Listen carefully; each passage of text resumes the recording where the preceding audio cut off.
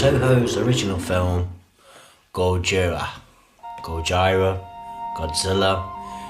1954, and this came out the same year as Toho Studios' Akira Kurosawa film, Seven Samurai. It shares many similarities because one of the actors also played in Seven Samurai, played in Godzilla. Godzilla, 1954, considered a classic and was the one that started off the Toho Godzilla film franchise. This BFI DVD came out in about 2005 in England, finally, and went on a limited cinema run at the end of 2005, which I really wish I'd got to see. It was very limited where it was playing, but it would have been nice to have seen it. The DVD itself is cut straight to the chase. The extra features are full voiceover commentary, Designing Godzilla featurette, Story Evolution featurette, the Japanese fisherman from 1954, original Japanese trailer, USA trailer for Godzilla King of the Monsters, gallery of posters, storyboards and original artwork, and fully illustrated booklet. This came out in 2005 on DVD. After being really obscure in the UK, I first saw this film in Christmas 1996 when I had the NTSC tape of the Japanese version, which is this version here on DVD. Godzilla basically is a monster that rises from the ocean after atomic nuclear testing and lays everything to lay in its path in Tokyo. It's in black and white, it's in full screen, and it's up to a scientist to sacrifice himself using the oxygen destroyer, not only to kill Godzilla but to sacrifice his own life in it so that nobody else could get hold of his killer machine, which takes oxygen from the water and basically kills things in the ocean or anything it touches. The oxygen destroyer would go on to also play a part in Godzilla vs. Destroyer in 1995 later on.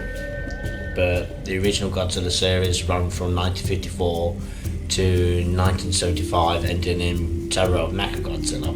This 1954 version has a very serious tone to it. It has been known as an art house film and has influenced many Hollywood directors, including Steven Spielberg, Peter Jackson. You could name like a load like George Lucas as well, who's probably been influenced by Godzilla 1954 or Godzilla King of the Monsters, which I'll get to in a second. Good somber acting. See the back there? Hopefully you can see it. I don't like it when the glare's on there. But this BFI edition is very worth getting hold of. In America, it's been released on Region 1 and on Blu-ray. Still waiting for a Blu-ray of Godzilla. Any Japanese Godzilla film to come over into the UK yet. But it's the original DVD of the original Godzilla film. In 1956 came along Godzilla King of the Monsters, which was the same film, but went to America, and basically they added scenes of the Canadian actor Raymond Burr, who's known from Ironside and Perry Mason fame. What they did, they dubbed the original Japanese film, Godzilla from 1954, and also added spliced in scenes of American Japanese actors to get the scenes to fit together and to make it look like Raymond Burr was actually in the Japanese scenes of the original film, and hence I think it cut a few bits out of it, but in general it's probably a faithful adaptation of an original Godzilla film to try and keep the serious tone in the film. Terry Morse directed this. I think he brought on the new footage and it did quite well in the USA as part of the nuclear fallout 50s monster movies in the mid-50s and throughout the 50s in America. The original message was basically nuclear war is no good. Shao Honda, the original director, who had served in many wars before, went on to direct a lot of Godzilla films in the Showa series, and his final one was Terror of Mechagodzilla. And then he would retire from Godzilla films, but he's directed other films as well. I need to find out if this contains Godzilla King of the Monsters on it as well as the original. Maybe someone can help me in the comments section if this does actually include it. But this is Godzilla King of the Monsters anyway. And this is the film with Raymond Burr. The actor Raymond Burr. Also, Godzilla King of the Monsters, sorry, not King of the Monsters, the original Godzilla, 1954, ended up coming out in the as a free sample film with like one of the newspapers a couple of years back in about 2008. It was with the Guardian or the Independent, one of them, and they ended up giving away little cardboard covers with the DVD inside, and giving them out with their papers. And you know, I think it's quite rightful to do so people can get to see this film in its original form. Quite respectful, and this has been known to be a classic, and over the years Godzilla's actually picked up a lot more respect, I think, and I don't know if it's I'm noticing it more, or it's just the fact that more and more DVDs are coming out. I see more seem to be produced, including or referencing the original Godzilla film from 1954. The film that followed this was Godzilla Rise Again, like a year later, which rushed Godzilla back into the limelight, but as a different separate Godzilla creature, which carried on the Showa series. It gets all very confusing, especially with these timelines in Godzilla films. But as they go along, they kind of seem to like lose the serious tone of the original. Whether that's a good thing or not, because Godzilla comes from a villain to an anti-hero to a hero by the 70s or 60s, mid to late 60s, in films like Destroy All Monsters, Godzilla's Revenge, Godzilla vs. Gigan, and he's saving the Earth in Godzilla vs. the Smog Monster from 1971. The original Godzilla film. I know a lot of amateur filmmakers or people that are getting into films, they always reference this film. They always say how good it is and how much of an influence it is on them. And I'm very proud to hear that, because when I was growing up watching Godzilla films in college and stuff like that, or in school, like nobody seemed to took a notice of that or seemed to like be that interested. It's only because of the fact that, you know, you get on the internet, you get on Facebook, you talk to other people that have got similar interests, and you could tell that they like the original Godzilla film as well as the all 28 films in the series thus far. Godzilla 1954, a very somber film, classic film. Showa Era directed this. Score, of course, by Akira Fukube. Went on to do later on in the series the music, and an iconic score it was, and of course an iconic monster figure. Hope you've enjoyed this review. Please check out my other Godzilla reviews coming up very shortly. I'm going to be doing them very soon. Take care. Bye.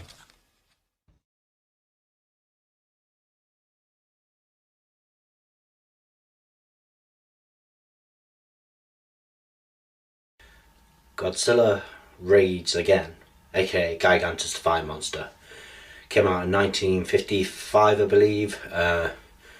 Not many months after the original Godzilla film came out, actually, from Heisei Era. This next film was in black and white, and wasn't directed by Showa Era this time, and it didn't have Akira Fukube's original music either. But the story starts off basically. It's like in the Antarctic or somewhere like that, some far off island, at least if I remember correctly, and two monsters are encountered by some pilots in a plane.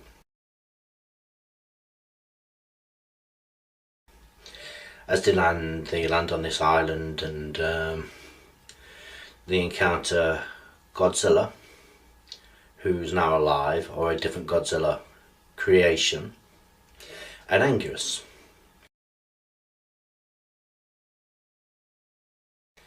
Anguirus is a spiked back dinosaur that goes on all fours, and he's fighting Godzilla on this island. And they're not friends or anything like that, but the suit motion this time is all sped up, and the reason behind that, I'm not sure what the reason was actually behind that, is to go for a different effect on this Godzilla film anyway. But like I said, the effects were sped up on this one, and the monsters themselves are, again, suit motion.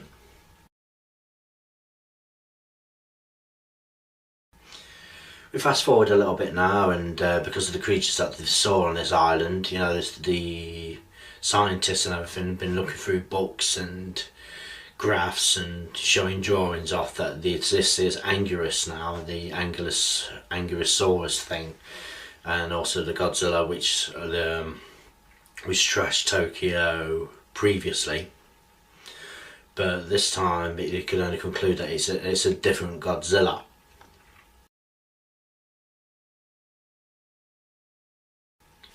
And so this sets it up for the next, well, for the sequel to Godzilla 1954. Godzilla and Anguirus meet on land in Osaka, I believe, and Godzilla ends up killing Anguirus quite early in the movie, about halfway through the film, and blasting him with his radioactive fire.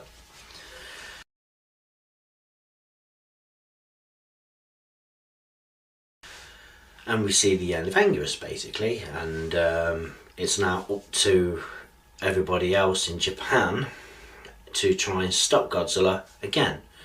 And how did they do it this time? This time they have Godzilla on an island, and an ice island, like frozen out in the Antarctic or somewhere like that. And the fighter jet pilots are trying to get the ice to crash down on Godzilla and try and bury him in the ice, sending him back into a frozen hibernation.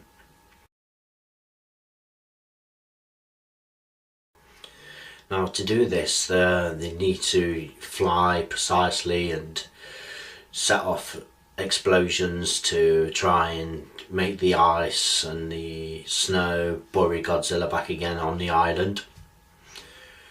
But if I remember correctly, at the end of this film, a fighter pilot also sacrifices himself to try and destroy Godzilla.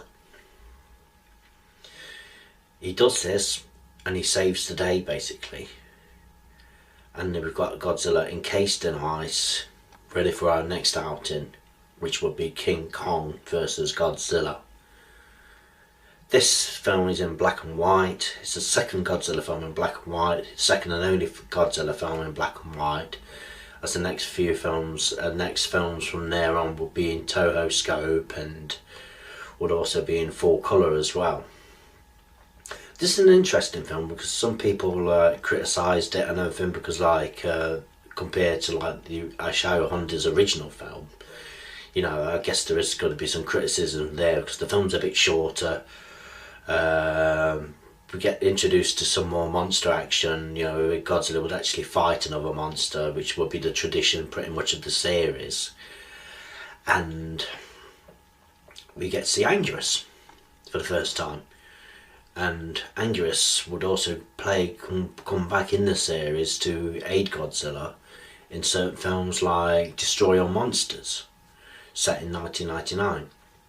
But back to this film, it's an entertaining film. Some people liked it, some people didn't like it. The American version was called Gigantus the Fire Monster, where there was going to be scenes set in San Francisco or something along the lines of that. The American distributors had hold of it, and suits went missing, and so they brought out an American version out of this film. Like I said, it's a very interesting film in itself to watch, and like I said, the action speeded up. You know, the monsters are again suit motion, like I mentioned before, and everything, and Yeah, it's an interesting one, this one, but I enjoyed it anyway. Gigantic Defying Monster, aka Godzilla, raids again from 1955. Should check it out, and I hope you enjoy it, and you can get it on Region 1. And enjoy Godzilla raids again.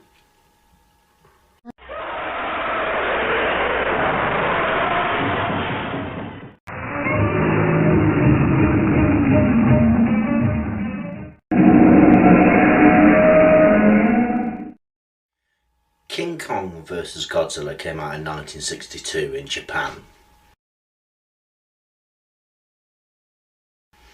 It came out the year after that in America with edited American scenes, like they kind of did with other Godzilla films, and what they would do in the future in some of them as well.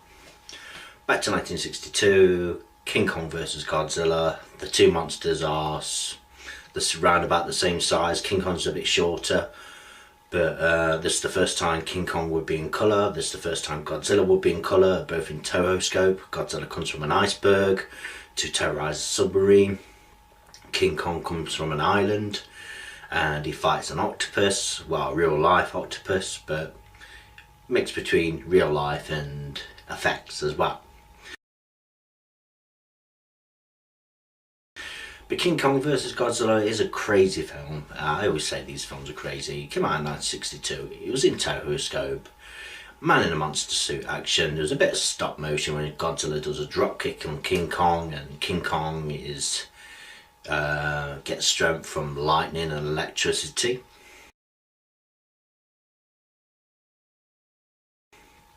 And these two monsters duke it out.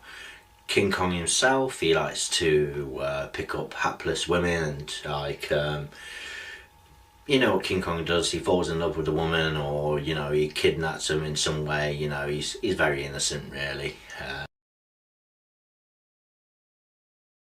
King Kong is. But Godzilla, the suit in this one has been praised by Godzilla fans, and it's got like a greeny tint to it sort of thing. The first time in colour. Ishiro Honda directs this film, and Akira Fukube comes back to score the film as well. It's quite an epic score as well, with the two monsters fight and throughout the film.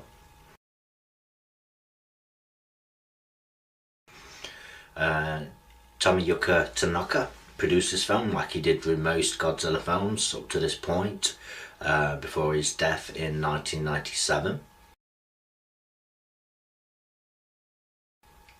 In the Godzilla 1998 film, they actually dedicate that film to him. Just the fact that King Kong vs. Godzilla, back to that, 1963, they added American scenes with producer John Beck, I believe. I think he was the producer on the 1963 version. Who added in talking scenes from Americans, and they would talk and go on about the two creatures, what their brains are like, and Godzilla's brains the size of basically like a pea, basically, like old traditional dinosaur.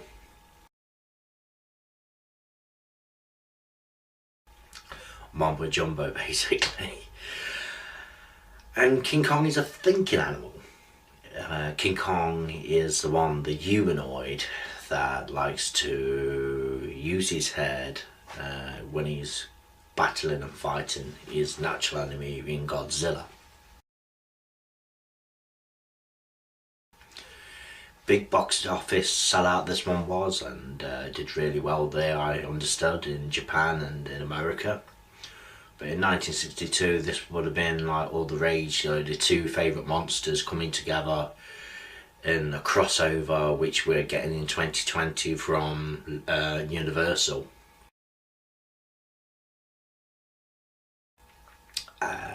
King Kong vs. Godzilla, or Godzilla vs. Kong, basically, is what we're getting anyway. So this is basically going to be a remade, this film is, in some sense, with the new timeline which they got going off in the new Godzilla series from Legendary Pictures. Just back to this film, The creatures are about both the same size, they're at each other's throats. There was a rumour that Godzilla won in the Japanese version and King Kong won in the American version. Either way, both endings are the same in the Japanese and American version.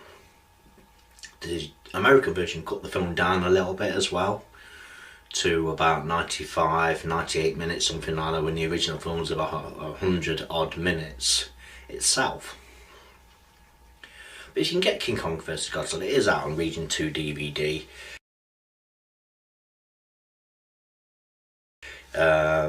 It would be really cool if you could check it out. King Kong would also go on in Toho films, like in King Kong Escapes, and he was due to be in a few Jungle Godzilla adventures as well, but the copyright was pulled from Toho, from Universal, so they couldn't use the King Kong in their films in future. But for the moment, in this film they use King Kong, and in King Kong Escapes they use King Kong again. Man in a monkey suit, well, man in a gorilla suit, sorry.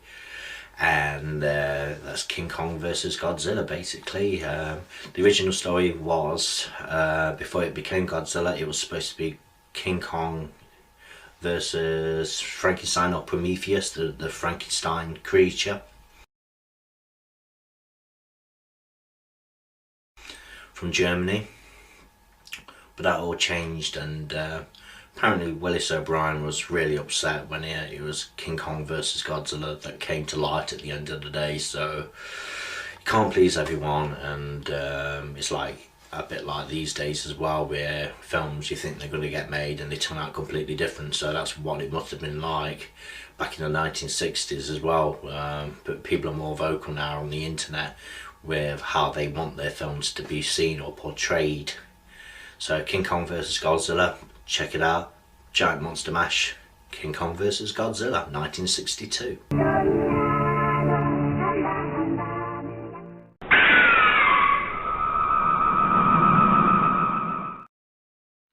Mothra vs Godzilla, aka Godzilla vs Mothra. 1964, part of the golden age of the Toho franchise. This one is, like I said, came out in 1964, and it features Mothra and the Lavas, and also Godzilla, as well as the Twin Fairies. And basically what the plot is for Mothra vs Godzilla, there's a typhoon that washes up a giant egg into Japan.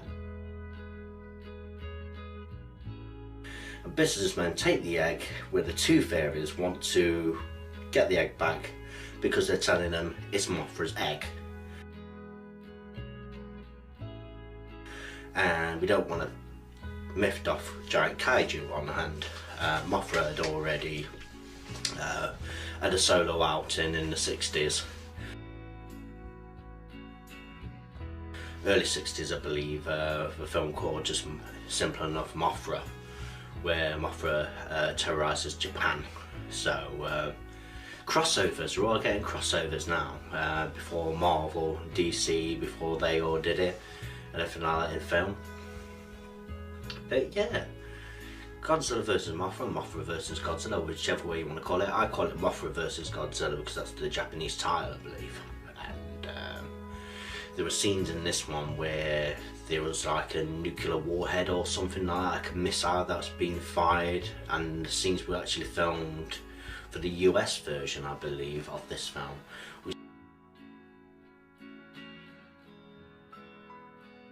Which didn't turn up in the Japanese version, but you can see it in the American version. That's what I understand anyway with this Godzilla franchise. Godzilla this time, he comes up from underneath the ground this time. Accompanied by Akira Fuku's music and to really dramatic effect. This film's a really good one actually, because it's kind of become a bit of a fan favourite from 1964. Because it's got kind of a serious tone to it. There's a message in this one, like there is with most Mothra films, where basically don't mess with the earth, basically, or you'll not only just mess up piss off giant monsters and stuff like that, and giant kaijus, but it's just an environmental message as well, what we're doing to the environment, and these were becoming social issues throughout the 60s and 70s, and you know, they still apply today in some cases, with not messing with the earth and pollution and everything like that. Heisei Honda directs this one, and as I said, Akira Fuku's music is really good to this one. Really good, because you got the Mothra theme in there as well as the classic Godzilla theme in there. Tomoyuki Tanaka produced again, as he always would, like I mentioned in the last video. Great score, like I was saying, can't really fault Akira's music in this one. It's really good, it's very colourful, it's shot in Toho scope. And without giving too much away, there's a giant battle that does come up towards the end of this film, and we get to see Godzilla take on Mothra, as well as Mothra's larva. There's two larvas, and they hatch from the egg, and it's up to them to save the day, basically, when this film concludes. Mothra vs. Godzilla, check it out. You'll like it, I think you will. It's followed King Kong vs. Godzilla, and the next film coming up in the same year would be Ghidorah, the three-headed monster. So in the meantime, check out Mothra vs. Godzilla. Ghidorah, a fire-breathing Hydra dragon hatched from a meteor, battles a now friendly Godzilla, Mothra, and Rodan in a struggle on Mount Fuji over a Martian princess. Ghidorah, the three-headed monster, came out in 1964, same year as Mothra vs. Godzilla. These films were being churned over really quickly now, and with this being released in the same year, you think there might be a bit of a decrease in value or in quality of these films. But no, Heisei Honda comes back to direct this film, Ghidorah, the three-headed monster, and basically what the story revolves around, there's a princess and there's a meteorite that comes from space, and containing this meteorite we have Ghidorah, a new enemy of Godzilla. Ghidorah, the three-headed monster, or Ghidorah, comes to Earth, starts causing destruction, and not only that, because they're trying to find this princess and keep her safe and everything like that, the monsters are on the loose. You've got Godzilla, you've got Rodan, you've got Mothra, and Godzilla and Rodan are the bad guys in this, at least to start off with anyway, towards, well, at the beginning of the film and throughout the film and everything. But you've also got them joining forces when Mothra, in a larval form, is trying to convince the monsters to team up, as in team up with Godzilla and Rodan, to team up and to take on Ghidorah, the new space monster. Ghidorah is a three-headed dragon. It flies, it's got golden rays which it beams as it shoots out of its mouth and everything like that, and it's a deadly Hydra dragon. This is a really good film because Mothra is the one that needs to pull everybody together, sort the monsters out, as in Godzilla and Rodan, to get them to team up to face the monster, which all ends up in a giant climatic scene towards the end of the film.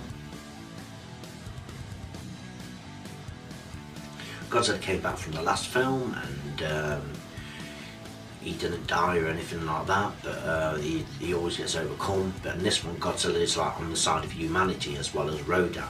Now Rodan we first saw in 1956's film called, ironically, Rodan. And we're getting them all together now in a film, in a crossover. Speaking of crossovers, Godzilla 2 is due to do the same as well, featuring these 4 monsters even. In Godzilla 2 in 2018 from Gareth Edwards.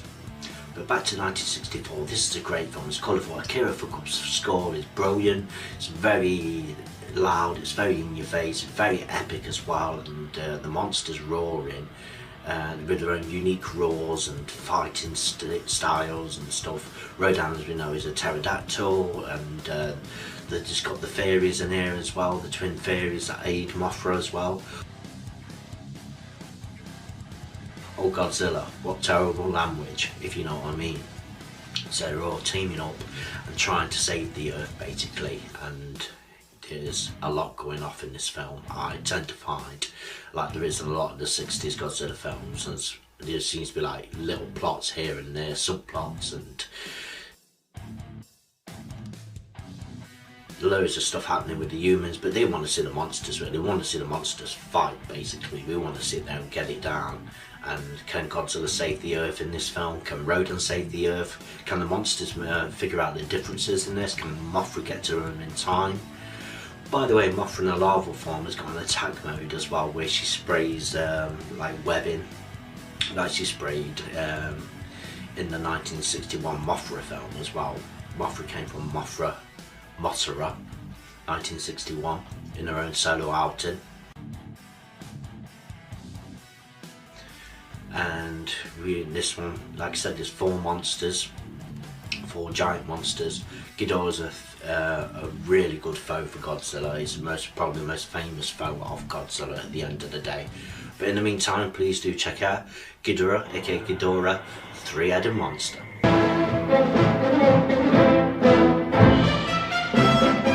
pair of astronauts travel to Planet X in Invasion of the Astro Monsters, aka Monsters Era. There is a 3-headed dragon there called Ghidorah, and he's causing trouble. They agree to follow the aliens to borrow Godzilla and Rodan, only to discover that they've tricked them when the monsters are used to invade Earth.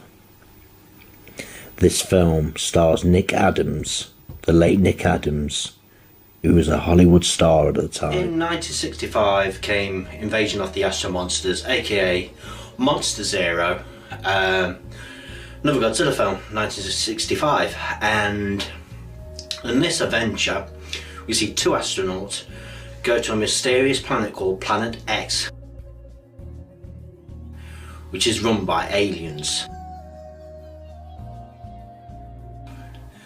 There is the evil Ghidorah causing trouble up there, and not only that, the astronauts have been put into an agreement with the aliens, where the aliens are saying that they can cure the world of cancer if they help the aliens to get rid of Ghidorah.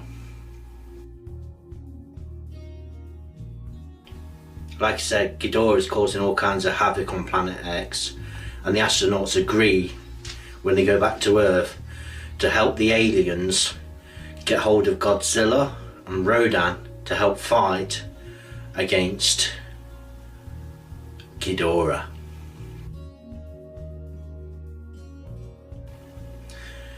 There is a fight between the monsters, and there is a victory, and we see Godzilla's victory dance in this when the 2 monsters go to Planet X to fight Ghidorah. But there's a plot twist. Godzilla and Rodan are now controlled by the aliens as well as Ghidorah, and Earth is in trouble. What's going to happen?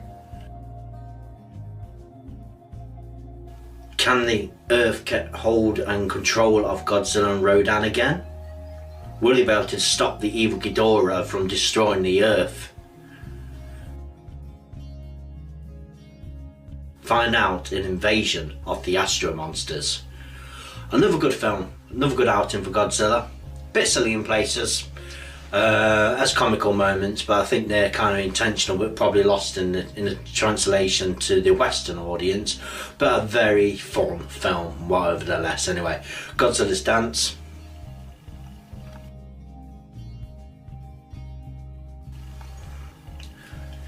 Was a very comical part of this film when he does it on Planet X. And we get to see all kinds of colourful characters as well.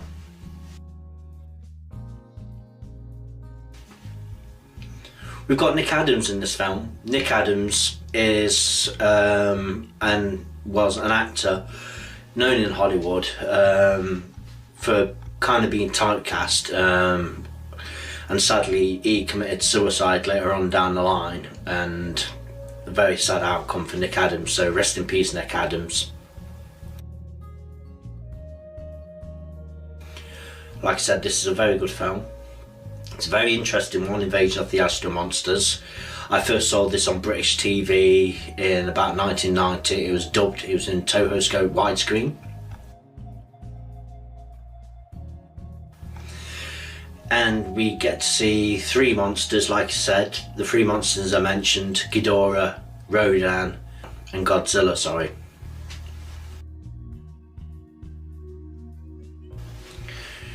Very good film. Like I said, it's very colourful. Akira Fukuba's score is in there, and we've got the Monster March. We've got the usual stuff like tanks and mazes, stuff like that, and jet fighter planes trying to stop Godzilla and like Rodan and everything like that, to no avail, until they get control over the monsters again. In a climatic fight towards the end of the film, we see Godzilla and Rodan take on King Ghidorah on Earth. Will the Earth survive? Invasion of the Astro Monsters.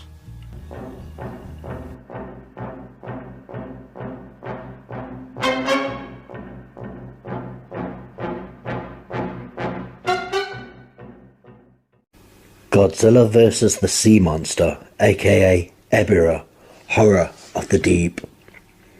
A crook and three teenagers discover an island where a secret army is building atomic weapons. Godzilla is revived by electricity in his seventh outing. He battles the island's guardian Ebirah, a giant lobster, and a huge vulture as well. Mothra and the twins. The twin theories make a guest appearance to rescue everyone towards the end of the film.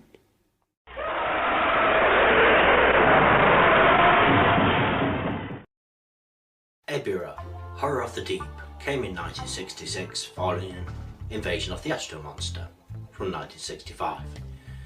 This time Shia Honda wouldn't direct this, but it would be Jun Fukuda.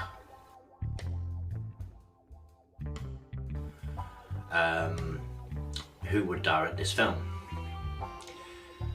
It's an island adventure, this one is, and in this one there's a robber or a burglar or something along the lines of that, and there's a boat competition going off.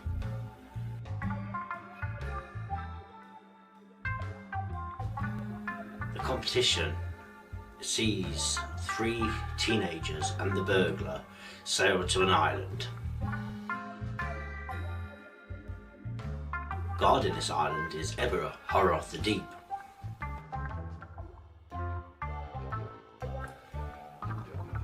The only thing keeping him at bay is a yellow liquid spurted off by submarines and boats, led by the Red Bamboo, a terrorist organisation. The Red Bamboo are trying to build nuclear weapons and have this evil plan basically to take over the world. So it's up to the burglar, aka the robber, and the three teenagers to try and stop them on this island.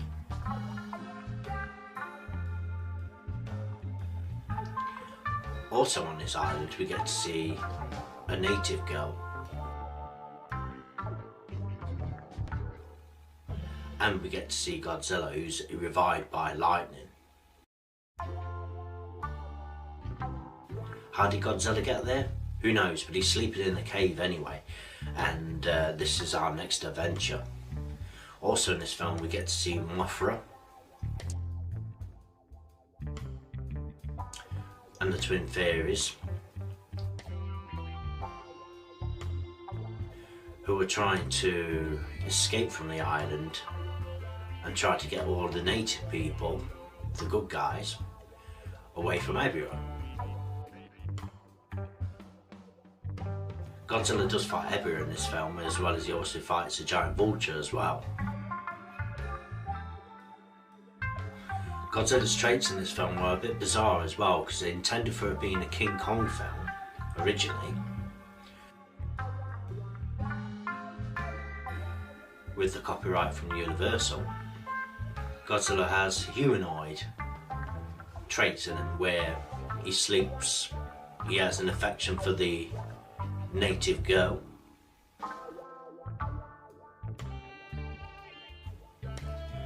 It's another colourful adventure shot in Toho scope.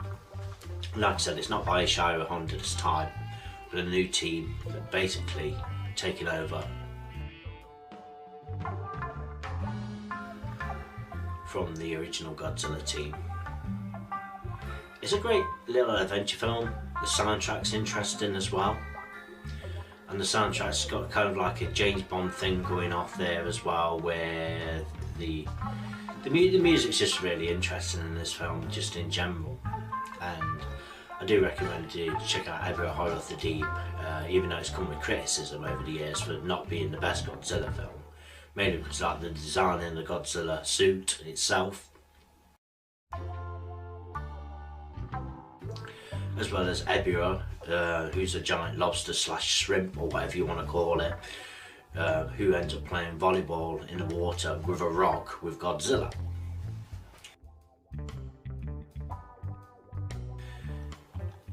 It's up to the heroes in this film to try and escape from the island, and with Mothra's help they can only do that towards the end of the film.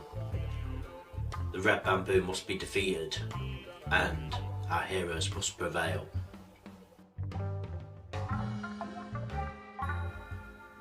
If you want to check out this film, check it out with a pinch of salt. It is a fun film. Like I said, it's very colourful, shot in Toho scope, and should not be taken too seriously, but in the same time it's got like a charm to it as well, especially with like different directors and music composers taking over from the helm.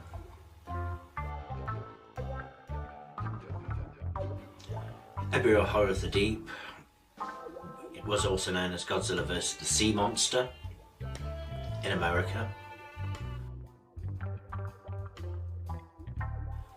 The Japanese cast are quite likeable, I thought. Quite fun, quite kooky sometimes, but in general, it's a monster mash. Heisei Horror of the Deep would be the first of a trilogy of jungle films for Godzilla, intended for King Kong originally, I believe. And we get to see Son of Godzilla next, and the other jungle adventure would be Godzilla's Revenge in 1969. But in the meantime, check out Heisei Horror of the Deep.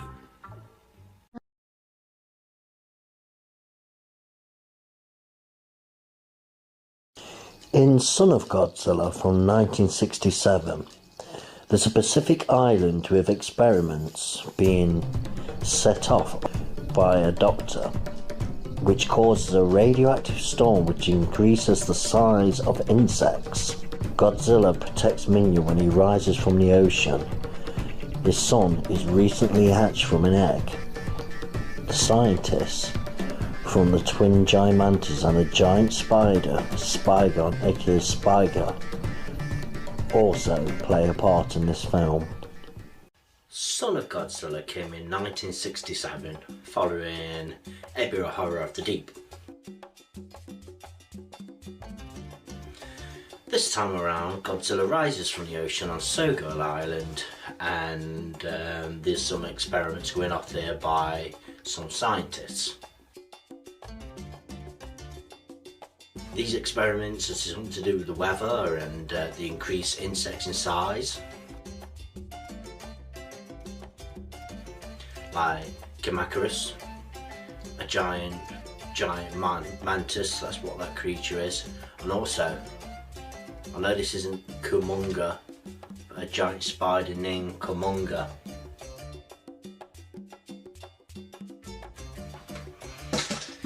Also in the midst of all this, there's an egg.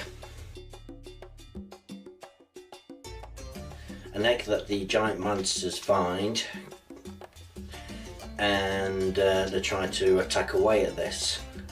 But guess who shows up? Rising out the ocean is Godzilla. The egg hatches and it turns out to be Minilla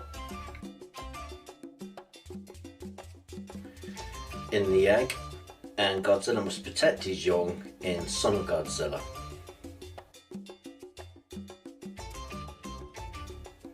Godzilla does protect his son and tries to teach him to blow fire, but he can only produce smoke rings.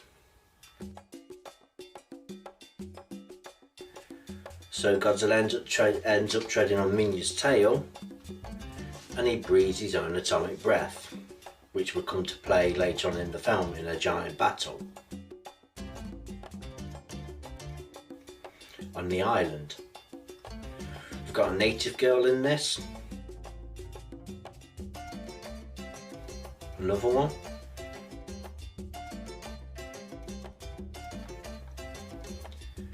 and she meets up with Son of Godzilla and ends up feeding him fruit, like chucking him into his mouth. Minilla starts to grow up throughout the film, and the experiments are going off, which at the end of the conclusion of the film causes a giant snowstorm.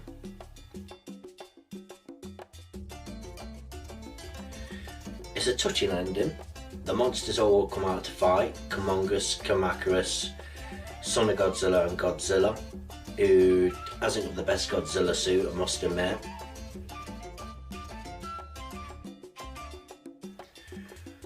But we get to see a giant climatic battle between all these creatures as the islanders are trying to escape and get away from the island before it's too late.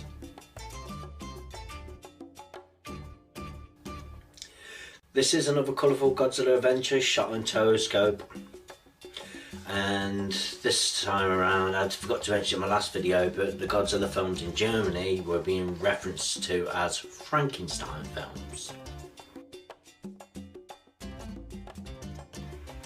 Yes, Frankenstein. As in Godzilla being a creation of Frankenstein somehow. This would continue enduring to the 70s as well. But back to 1967, I think you should check out Son of Godzilla. If you like a colourful jungle adventure sort of thing, the music score's pretty charming, I thought, on this one. And in general, Son of Godzilla, Minilla comes with criticism over the years and everything like that, but he's got a charm to him. But you see how much of a good parent Godzilla is, looking after this egg, and Minilla, which hatches out of it, which Son of Godzilla, you know, is much smaller than Godzilla, as you might imagine, and was played by a little wrestler in the suit.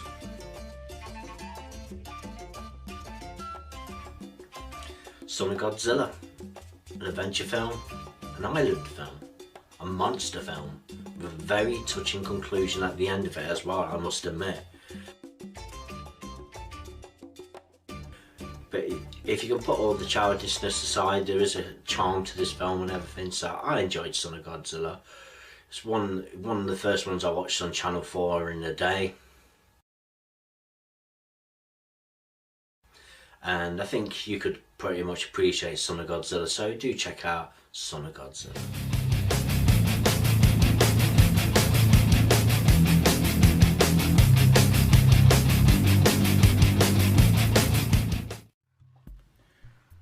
Destroy All Monsters is a cult favourite among kaiju fans and Godzilla fans in general. From Showa Era, came out in 1968, and it's a monster mash. Giant monster mash indeed, battle royale even, before battle royale was a thing in Japan. Story Monsters 1968 features the world's collection of largest Japanese monsters from previous films from Heisei Era. I can't read them all off the top of my head, but I can give you a few of them. Godzilla, Mothra, Rodan, King Ghidorah, who later turns up in the film. And they all gang up on him, sadly. And we got Godzilla, he attacks New York, Mothra blasts Beijing, Rodan levels Moscow, and King Ghidorah tramples Tokyo, according to the back of this anyway. Well, let's just get on with the story anyway. There's 5 Monster Island, and it's 1999, and what happens is all the monsters are all rounded up, apart from King Ghidorah, because King Ghidorah's from space and controlled by space aliens. In the meantime, the monsters can't get off the island because they're all kind of bound in by scientific devices and sort of thing, and they're set free. They're set free from the island in 1999, where the film is set. They go on a rampage all around the world, and the monsters have been taken over, sort of, by the aliens. Well, the aliens have set the monsters free, and their plan is to destroy Earth. It's female aliens this time that have actually caused them the trouble. The monsters are set free, attacking all around the world. And we've also got Minilla in this as well, Godzilla's son as well. Baragon, Gorosaurus, just to name a few anyway. Anguirus as well, don't forget Anguirus.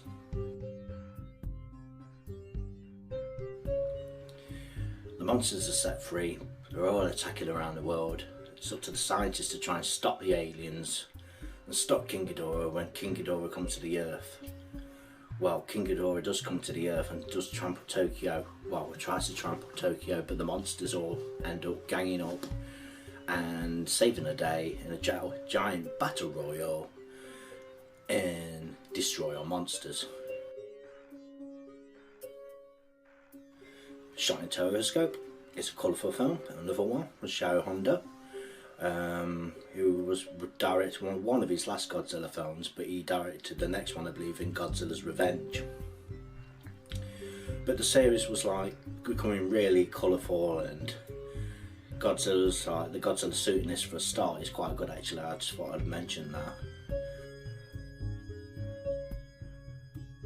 The series was actually coming to kind of like superhero portions with Godzilla, where he was friend to the Earth, from what we knew him in 1954's Godzilla, aka Godzilla King of the Monsters, where he was a hellbent force with this nuclear message sort of thing. But now with his atomic breath, he's taking on all kinds of monsters, and you know, he's a good guy basically. He's a good guy in this, and so are the rest of the monsters. We've also got Manda in this as well, who in a deleted scene tackles Godzilla. But we don't actually see it in Destroy All Monsters itself because the scene was deleted. Not sure why, maybe because of time, or maybe it didn't go in right with the rest of the film sort of thing. But that's what happened there with that scene when Godzilla took on Manda. I'd recommend this film. And the special effects, Aegis Tsuburaya would supervise the special effects, but he was coming to this point before his death as well, when he died at 68. I think he died in the 70s if I remember correctly. Could be wrong, but as the Godzilla series went on and people were kind of falling off the bandwagon, the original Godzilla team were falling off the bandwagon, they were believing that the Toho series should have actually ended the Godzilla reign in this era sort of thing, in the 60s/70s, Because in the 70s, Godzilla will become an environmental hero in Godzilla vs. Ghidorah. And we had Godzilla vs. King Ghidorah, Godzilla vs. Megalon, and so on and so on and so on. Where the series were getting more science fiction like and more subplots and soap operas with the humans and stuff like that. But we really do pay to see the monsters, of course, at the end of the day in these films. The female aliens do get stopped in this, and Godzilla finds the underground den and puts his foot through like a protective base for the Keelok people. I think that's the name, the Keeloks. But Destroy Monsters, enjoyable film, fun, funny, bit campy, enjoyed it. First time I ever seen this film was on Channel 4 in the day 1990 on a creature feature season. So enjoy Destroy All Monsters. Thanks guys.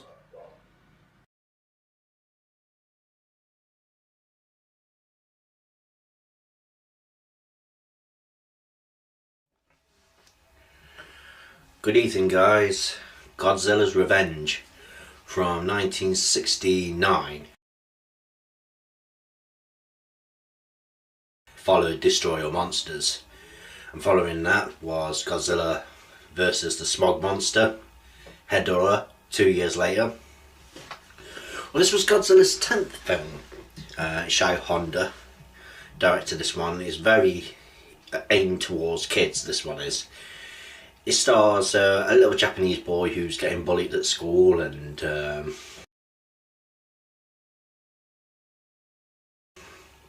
basically he has a dream about going to Monster Island. Crazy.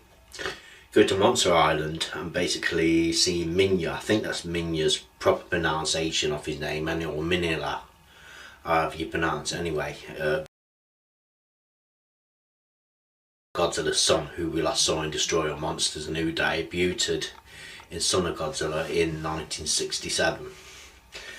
He dreams of going to this far off land, and because he's bullied, the boy, he finds out that Minya's also being bullied by a tailless monster called Ghidorah.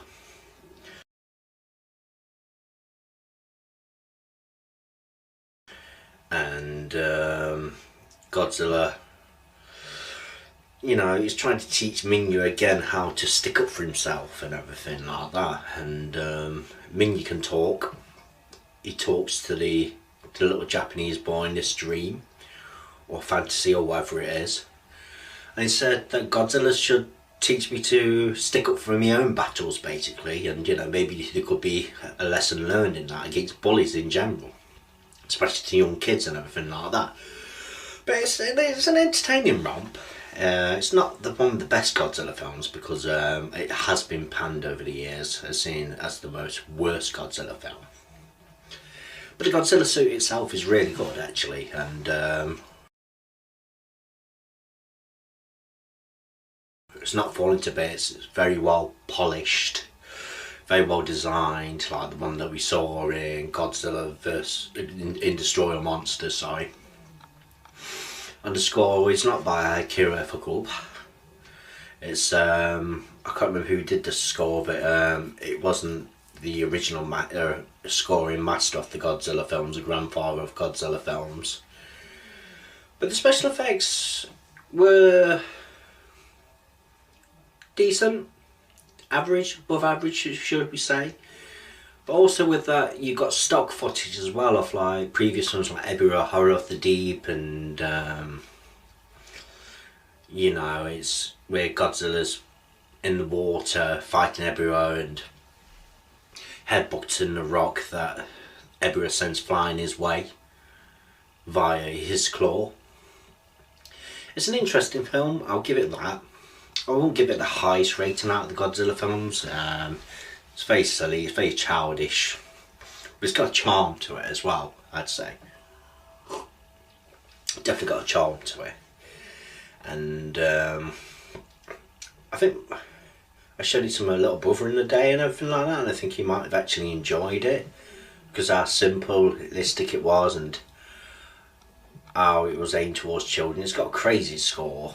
The front music, the theme music, was actually changed to some jazz music in the American version. I believe in the USA version when it originally came out. I don't think this came out until after it was actually released in Japan. It came out in 1969 in Japan, but it was released some years later, I think. I'm not sure if it was theatrical or direct to TV in the USA when people were introduced to these films and everything. Godzilla's Revenge. Who's he getting revenge on? That's the thing. Maybe it should be Ghidorah's revenge in this one, because he's taking his anger out on poor little Minilla and everything like that. But not a bad film.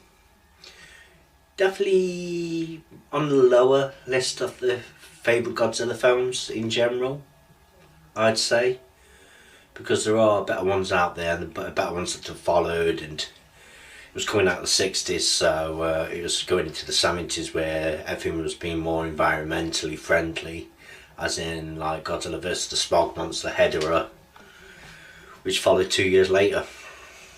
But Godzilla's Revenge, watch it at your own risk, basically.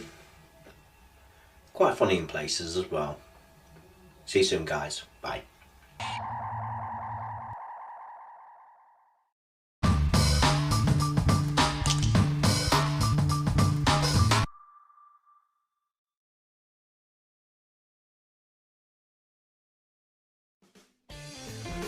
Godzilla vs. Ghidorah, aka the Smog Monster, was the 11th Godzilla film which followed Godzilla's Revenge. This is the first Godzilla film from the 70s in 1971. And Godzilla this time, he's back, but this time he takes on the Smog Monster, which is a mutation of the world's pollution, so environmental message right there. So basically, Ghidorah is this muddy,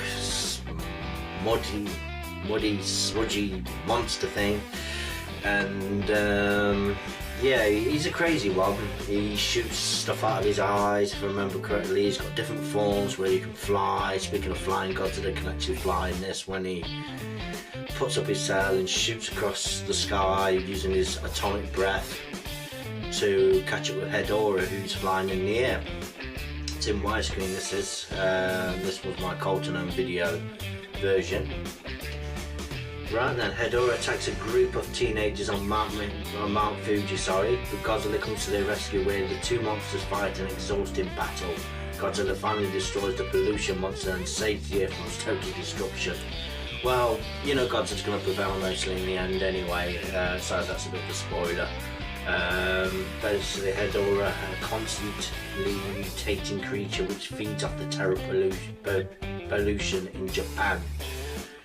As the monster grows insatiably, feeding off the smoke, gas and chemicals provided by the city, it suddenly appears without warning, leaving utter destruction in its wake. Poisonous mud spews from its foul mouth, rays shoot from its eyes, and it's terrifying. Yes, Ghidorah. I'll show you Ghidorah in a bit. I've got a Ghidorah figure. Yeah, it turns the humans into skeletons. It's quite acid-like, you know, because they've got like dance sequences in this where they're in a club, where the humans are in a club, and you've got like fish masks on the face and they're hallucinating. It's crazy stuff, you know, from the 70s sort of thing. Ghidorah. Crazy stuff indeed.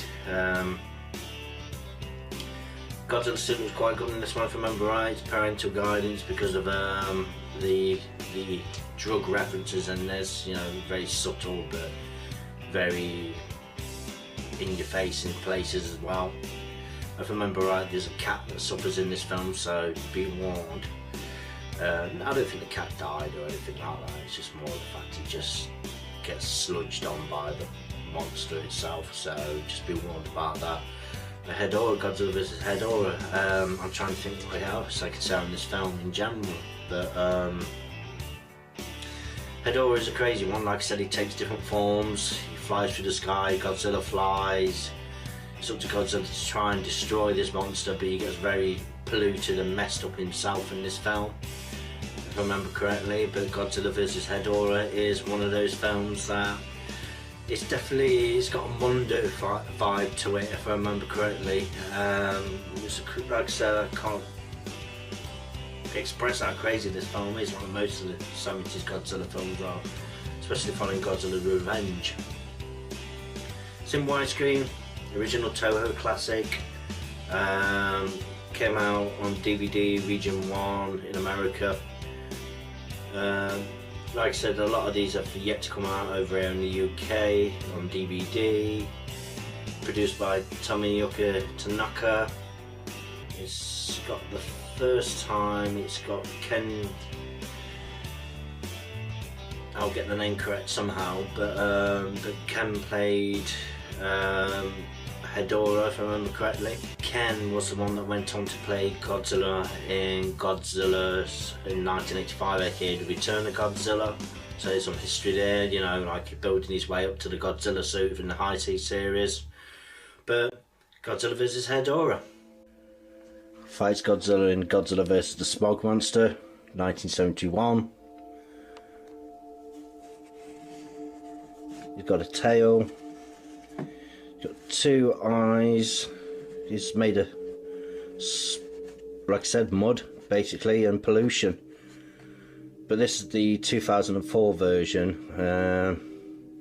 from Godzilla Vinyl Wars. But this is basically the creature itself. Hope you've enjoyed watching this, guys. Thanks.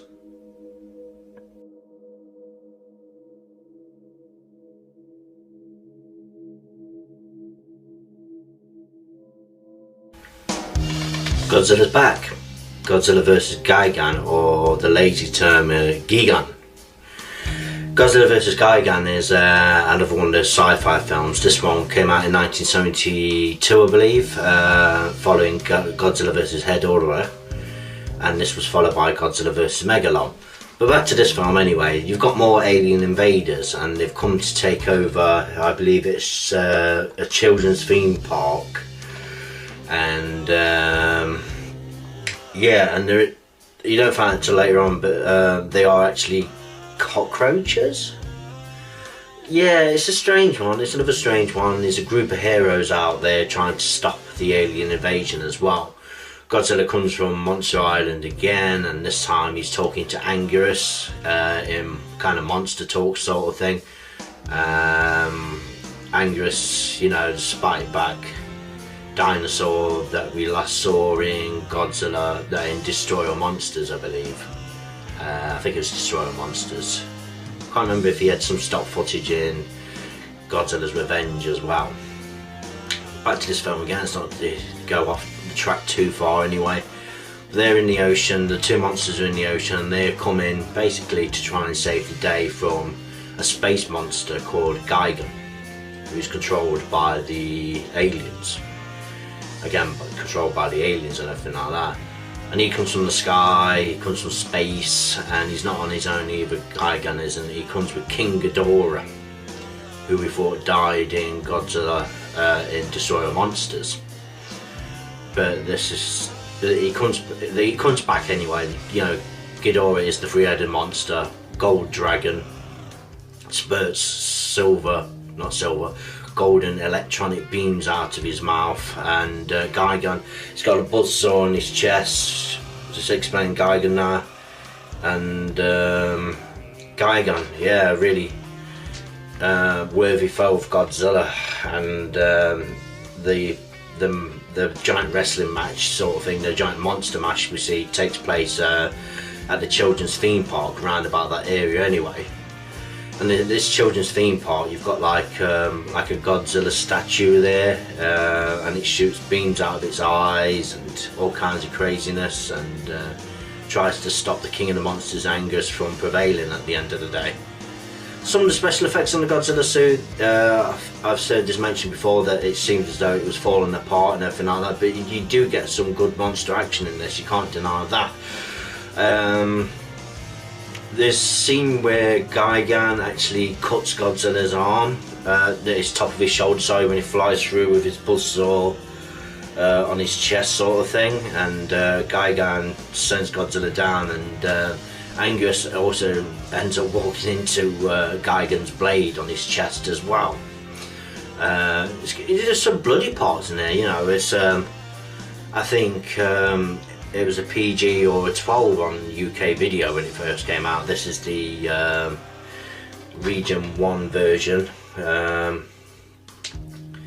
with a few extras on there, and in Japanese English subtitle, with English subtitles as well from Kraken Releaser. TV PG, 90 minutes in widescreen, Dolby Digital.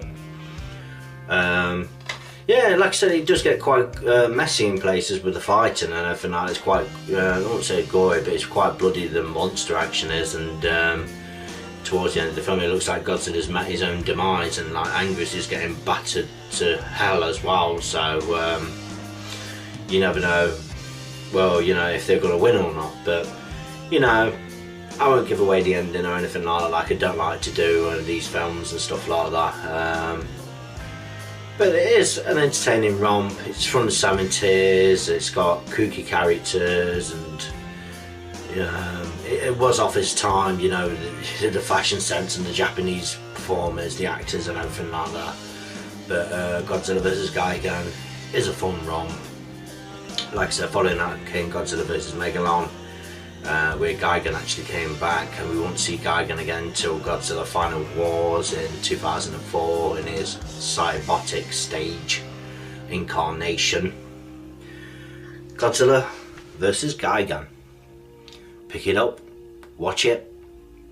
If you like kaiju action, if you like suitmation and kind of like almost superhero like action with Godzilla, so I think you'd probably enjoy this. Old school, proper old school. See you soon, guys. Bye. Godzilla vs Megalon came out in 1973 following Godzilla vs Gigan.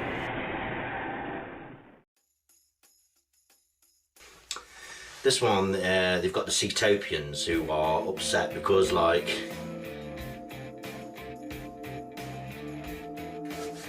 the world is going to crap basically, and there's earthquakes. Earthquakes at the beginning of the film, and because of this, there's two Japanese gentlemen and like their nephew or something like that, and he's adrift on a lake on like a pedal boat thing in the shape of a dolphin. He nearly drowns at the beginning. These earthquakes, you know, they're part of the environment and everything like that, and all that destruction. This film introduces Jet Jaguar, a robot, in the same vein as kind of in Ultraman, because like inspired like a lot of things at the time, especially Japan, the superhero robot type thing.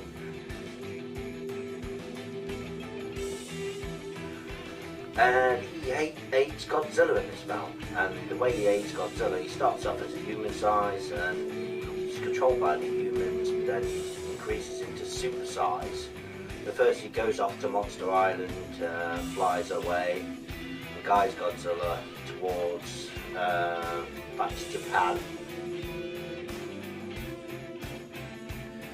Now, the reason why Jet Jaguar needs to get Godzilla on this occasion is because there's more monster action basically about to come down, and the Ceatopians send up a creature called Megalon.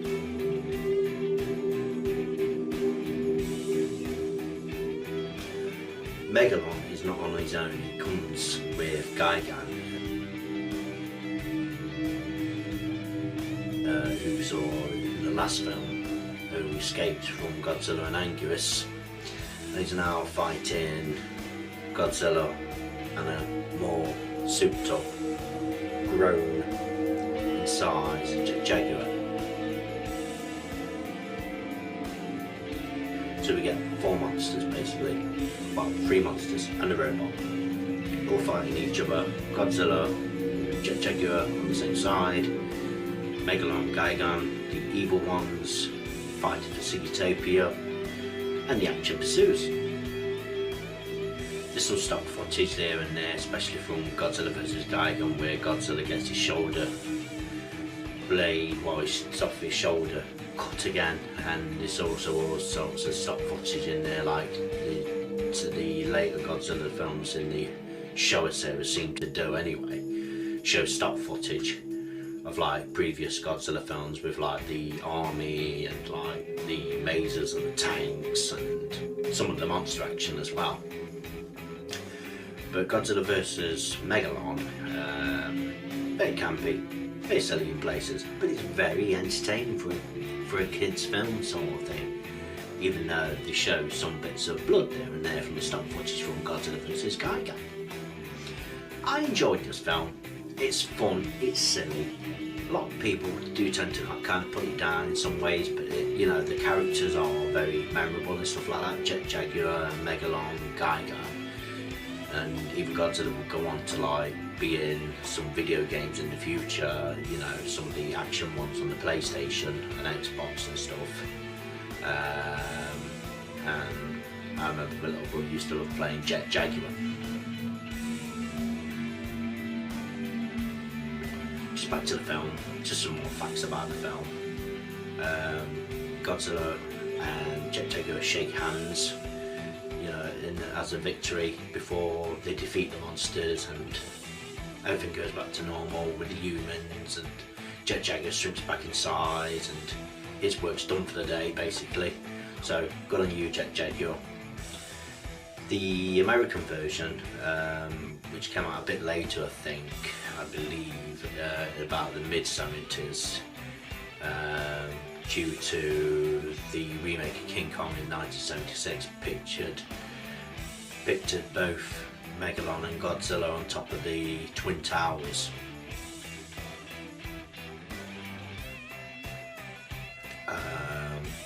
Which is a bit of history in itself, of course.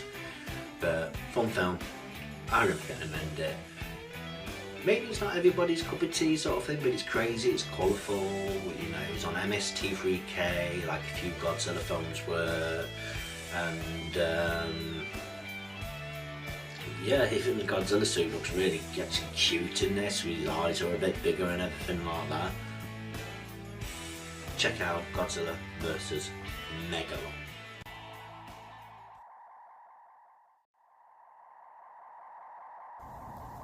So, in the year 1974, the film Godzilla vs. Mechagodzilla was released, close towards the end of the Showa series, one of the funnest and most interesting Godzilla films made. The story centers around a group of space apes and apes, yes, apes, coming down to Earth from the third planet from the black hole. it's kind of influenced from Planet of the Apes from the sort of time era sort of thing. Trying to conquer Earth. However, they brought their own terrifying monster. We all think it's Godzilla at first. However, he sounds a little funny. You know, the way how he walks, the way his beam sounds, and the way how he roars. Doesn't sound right. Then he battles with Angus. Why are Godzilla and Angus fighting each other? Aren't they friends?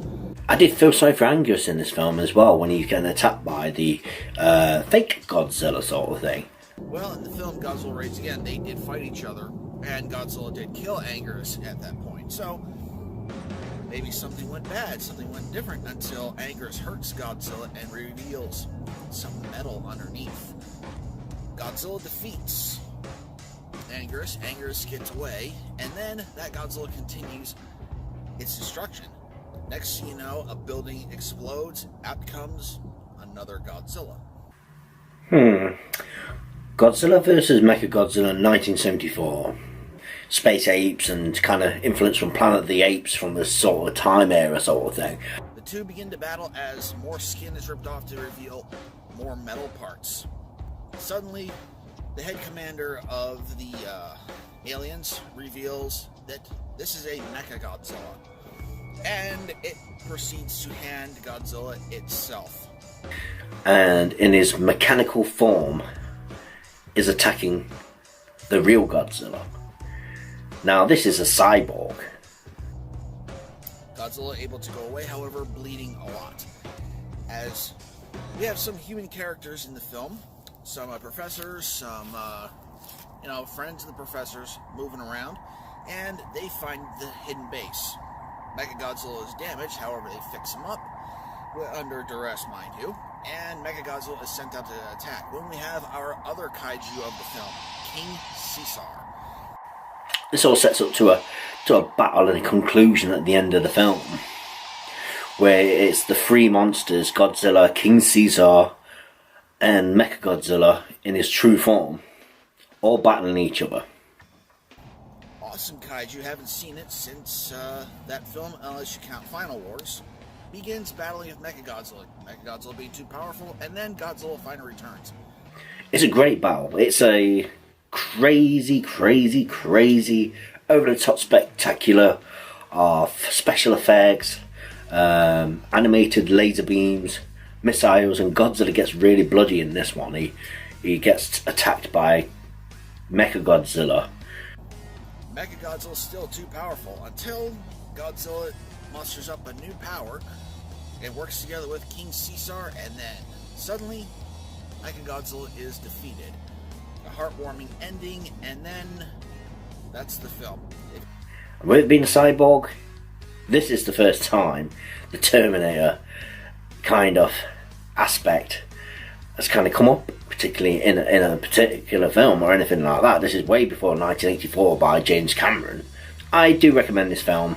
The sequel, Terror of Mechagodzilla, kind of stepped it up a bit and brought back Akira Ifukube and Ishiru Honda to the helm, sort of thing. But for the moment, Godzilla vs. Mechagodzilla 1974. You haven't seen this film yet. It is called Godzilla vs. Mechagodzilla. Would kind of get, let's say, loosely remade in the Heisei series in 1993, and he would come back in a different form in Godzilla vs. Mechagodzilla, is it, from 2002? Godzilla X Mechagodzilla in the Millennium series.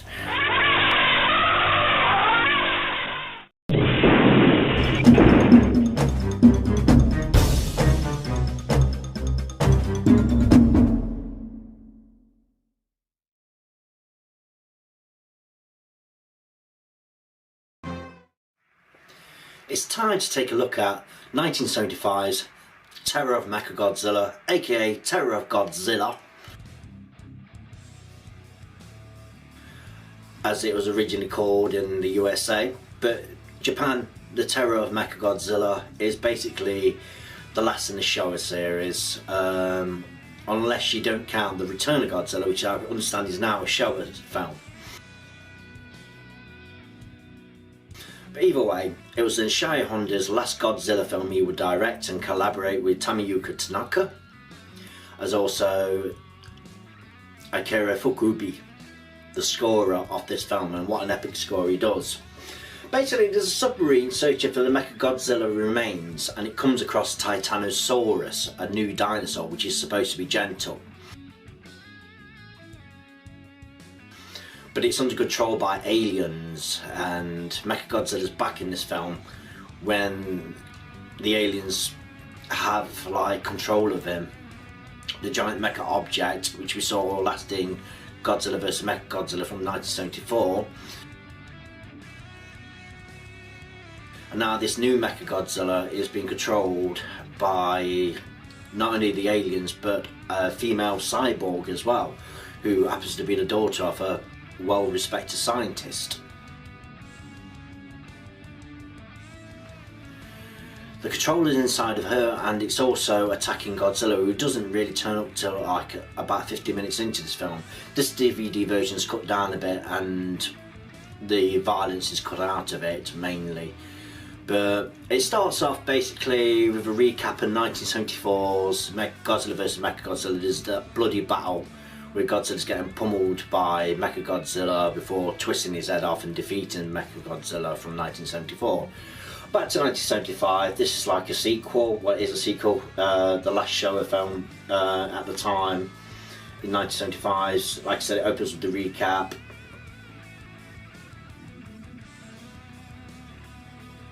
Some scenes were cut from the USA version and on this DVD. And just going back briefly to the cyborg lady, just trying to remember her name. The cyborg lady is named Katsura. We get to see her robotic cyborg breasts in this film as well, which was cut from many versions of the film, but can be seen in the Japanese version. She's been programmed by the aliens to try and stop Godzilla. Like I said, he doesn't turn up until about 50 minutes into the film. Titanosaurus is naturally a gentle dinosaur, but has been controlled by the aliens as well. And the only thing to stop this Titanosaurus, this giant dinosaur, is to use supersonic rays on him. Supersonic rays and kind of scientific stuff onto him. And did Titanosaurus really step on those kids? It was cut from this version, but Godzilla does tend to show up in time to try and save the day and everything. But did he really step on those kids towards the end of the film? There's a giant battle between the three monsters, Mechagodzilla, Godzilla and Titanosaurus towards the end of the film when they all meet up. Godzilla don't turn up, like I was saying, until about 50 minutes into the film, where he's battling the two monsters on his own without the aid of King Caesar in this film. There's loads of explosions, loads of epic scores by Akira Fukuibe, and his music is really what makes this film. It's really epic. I really do recommend it. Godzilla's entrance is really good in this film. He turns up almost at the last minute in this film. He's covered in shadows, his atomic breath is sprayed out, and we get the reveal. We know it's Godzilla, but you know, the awe-inspiring moment where we actually do get to see Godzilla is absolutely amazing. The Godzilla suit isn't too bad in this.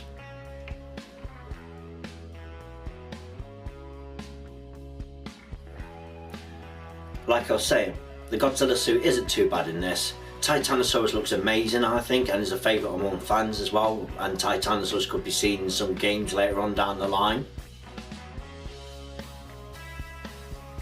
Like on the PlayStation 2, Godzilla Saved the Earth, I believe. I believe he was in that anyway. Back to the film. How would I rate this film? It's better shown in widescreen. This DVD version isn't a full screen, but it has a nice Dolby Digital soundtrack. The film itself is very epic. It closes the Showa series until we see like another reboot of Godzilla sort of thing in 1984, The Return of Godzilla, also known as Godzilla 1985. The ending is really poetic, I found, where we see Godzilla wade off into the ocean at the end, and this would be like a 9-year hiatus for the big G, the big Godzilla. We will not see him again till later on, till 9 years later.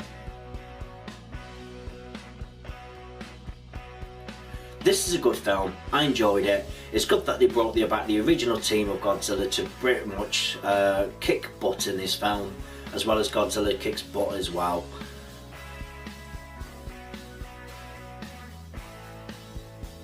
Good film. I would recommend it in the Godzilla franchise, and Mechagodzilla is definitely a force to be reckoned with. So, thanks for watching.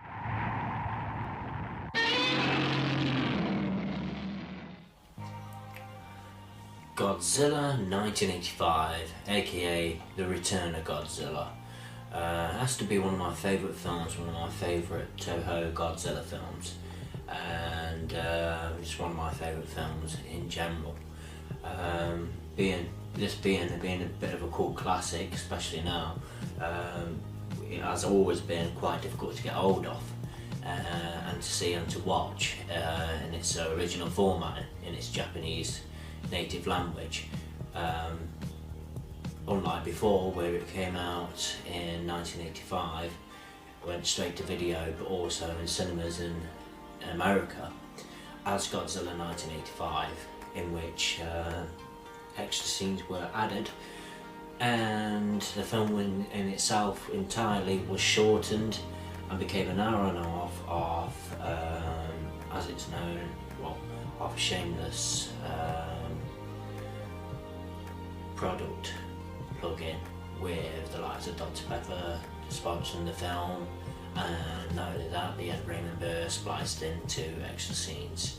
But enough of that. Godzilla 1985, aka Return of Godzilla, in its original format, is a direct sequel to the original Godzilla film, which came out in 1954, which originally did star Raymond Burr again. But anyway, back to this. The direct sequel actually ignores previous outings. Basically, the Toho series was being started all over again in the Heisei series, as it's known. The Heisei series kicked off basically with this film in 1984 and continued through to 1995 with Godzilla vs. Destroyer. In Godzilla 1984, Godzilla does come back and rages across Japan, but in the middle of all this, with it being like the time and the era and all the tension that's going off in the east as well as west, with Cold War being the Russians, which are involved in this when it comes to Russian submarines, and a missile that's actually getting launched at Japan in order to stop Godzilla in the first place, which is basically a plan B, which kind of goes a little bit wrong when Godzilla comes ashore and starts destroying Tokyo. Now, Godzilla don't actually turn up in this film till about good half hour, three quarters an hour into this film. But the film's built up by a lot of tension, you'll find, this is really good because it sets the mood for actually what this film is actually about. And not only that, it actually brings Godzilla back to his roots of being quite scary again in the original Godzilla, the original black and white Godzilla, back in the mid-50s. Being in the late 80s now with this film, Godzilla is, again, as mentioned, is a symbol, is now classified as a symbol of destruction and nuclear warnings to basically not just Japan but mankind in itself. Japan will not use nuclear weapons to try and stop Godzilla in the first place. The reason being because it's beyond their beliefs, and no matter what the government says, from the east and the west, with being the Russians and also the Americans in this film, they're set tight on basically trying to fend Godzilla off with a weapon called the Super X, which eventually does stop Godzilla in its tracks briefly, and when it does, it actually immobilizes him and takes him out for a bit after Godzilla's gone on for a rampage. Godzilla does tend to come back to life in this one towards the end, which I'm trying not to give too much away or anything like that, but Godzilla's rampage does continue throughout this film, and there is a lot of destruction in this film, and if that's what you're a fan of, then you would definitely love this film, definitely in general.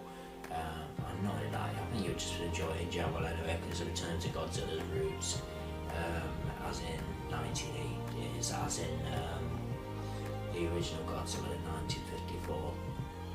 But it is a cool classic, definitely now a cool classic, and Godzilla is back to kick off his second series of films in the Heisei series, and to let the world know that he was back. And what a way to come back in a film like this. Might not be every G fan's cup of tea, compared to like some of the other monster battles which I've pursued in the past with the likes of King Ghidorah, Mothra, and Geiger and Angeles and every other monster under the sun, which is always great. But this one's a return to the roots. if you have got an evening free, please try to check this film out if you can. I think you might enjoy it. Godzilla 1985, aka The Return of Godzilla. The original version, out on import. The Return of Godzilla from 1984 has quite a few memorable scenes, I think, in my opinion anyway. At the beginning of the film, there's a ship sailing adrift, and we've got the likes of Shakirus, kind of a parasite attached to Godzilla sort of thing, which attacks the crew, ship's crew, sort of thing. But the scene that really stands out for me in The Return of Godzilla, and a lot of fans as well, I think anyway, is when Godzilla is led to Mount Mothra at the end of the film. To get rid of Godzilla, they're using chirpy bird sounds, sonar sounds, to actually lure Godzilla to Mount Mothra, in which they set off some explosions to try and get rid of Godzilla once and for all. The volcano there is actually erupting with these explosions sort of thing, and the button's pressed and the explosions go off around Godzilla sort of thing, and he starts to sink into the volcano at the end of Godzilla 1984. In the American version, as Godzilla's sinking into this volcano, Raymond Burr's giving a speech talking about nature, and basically nature's a great force that we can't deal with ourselves sort of thing, and we will never be able to stop nature, Godzilla being nature sort of thing. With Godzilla sinking into the volcano, the music just starts getting really dramatic and everything, especially in the Japanese version sort of thing. And as the explosions are going off, Godzilla gives out a roar or two as he's falling into the crater, which made many G fans cry, I understand. He starts screaming sort of thing, and gives that high-pitched scream before he's consumed by the volcano as he falls into the pit.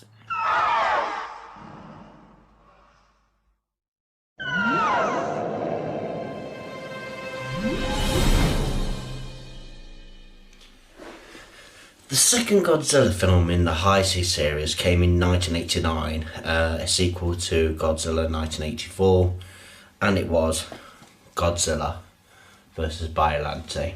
This is the Region 3 version from Hong Kong, and this is the recently Region 1 version, which came out late last year and is worth picking up. Godzilla vs. Biollante, the story basically tells of scientist Mickey has located Godzilla, which is still asleep in his volcano in the crater just off Tokyo Bay. A volcano eruption brings the king of the monsters, Godzilla, back to life and lumbers ashore in Osaka and heads for Wakasaya Bay, destroying everything en route. To eliminate this great disaster, the last resort is to use bacterial anti-nuclear energy developed that may neutralize the Godzilla power and force. Well, basically the subplot in this is another creature is being created by the name of Biollante. Cells of him are taken from a rose and from the DNA of a dead scientist's daughter who dies early in this in a explosion. Now the girl playing that gal also was in Godzilla 1984, aka Return of Godzilla. Godzilla comes back out of a volcano, and this subplot's more with terrorists and people trying to steal the G cells that are left over from the original film. And Godzilla comes to battle Biollante in two forms. First, like a rose form, about halfway through the film, and then he battles the full crocodile-looking Biollante creature towards the end. The Super X is back in this, also known as the Super X2, and that's a weapon that's tried to demobilise Godzilla, created by the Japanese government. and we're getting more kaiju action, more action in general. We get more monster fights. This started, this is known as the film that started the Heisei series, even though 1984 was kind of part of it. But other sources say otherwise, that Biollante started it. I always thought it was Godzilla 1984 that started the Heisei series through to Godzilla vs. Destroyer in 1995. But I'd say this was a great direct sequel to Godzilla 1984, which in itself was bringing Godzilla back with new high-tech technology in creating Godzilla special effects and Godzilla suits and miniatures, which are really looking a lot better in this. Some people criticise this film because there isn't enough action in it, I've come across online. And in itself, it has a nice message towards the end of it, because the part of the Heisei series seemed to add more depth and character to the storylines. Basically we're meddling with, when mankind meddles with science and nature, the results aren't always good. And Godzilla always prevails, which he does in all of his films, pretty much. This Region 3 version here doesn't have many features, I don't believe. I think it's in widescreen. I'm not sure how accurate the subtitles are in this, but this was cheap from eBay. You can still pick up the Heisei series from eBay on Region 3. This is what made fans go wet at their mouth, basically, when in last December 2012 Godzilla vs. Biollante came out from the makers of it, Miramax, because this had not been on DVD but went straight to video in 1992. Now, the features on this, you get a making of Godzilla vs. Biollante, which is 50 minutes long, I believe, and behind the design, which is really good. And because the original language is Japanese, and I think there's an English track on there, as well as subtitles. And for the price that it is, it's only about £3 or £4. What it was on Amazon, and it's worth picking up. Sequel to Godzilla 1984, aka Godzilla 1985, is Godzilla vs. Biollante in 1989. Biollante is a giant plant, basically, with big jaws. I hope you can see that alright, by the way. With tentacles, and it spits out acid from its vines and tries to take Godzilla down. Show you some more on the back there. You can see that. Hope you can see them in this glare.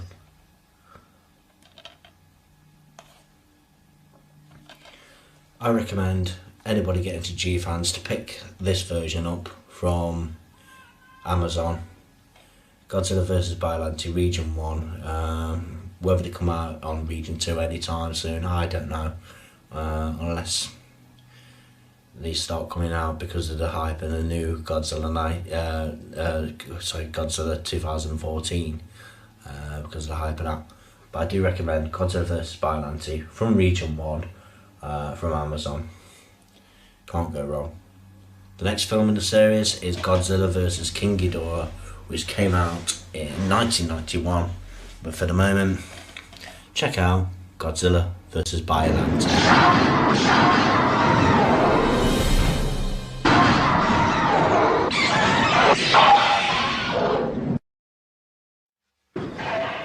Hi there.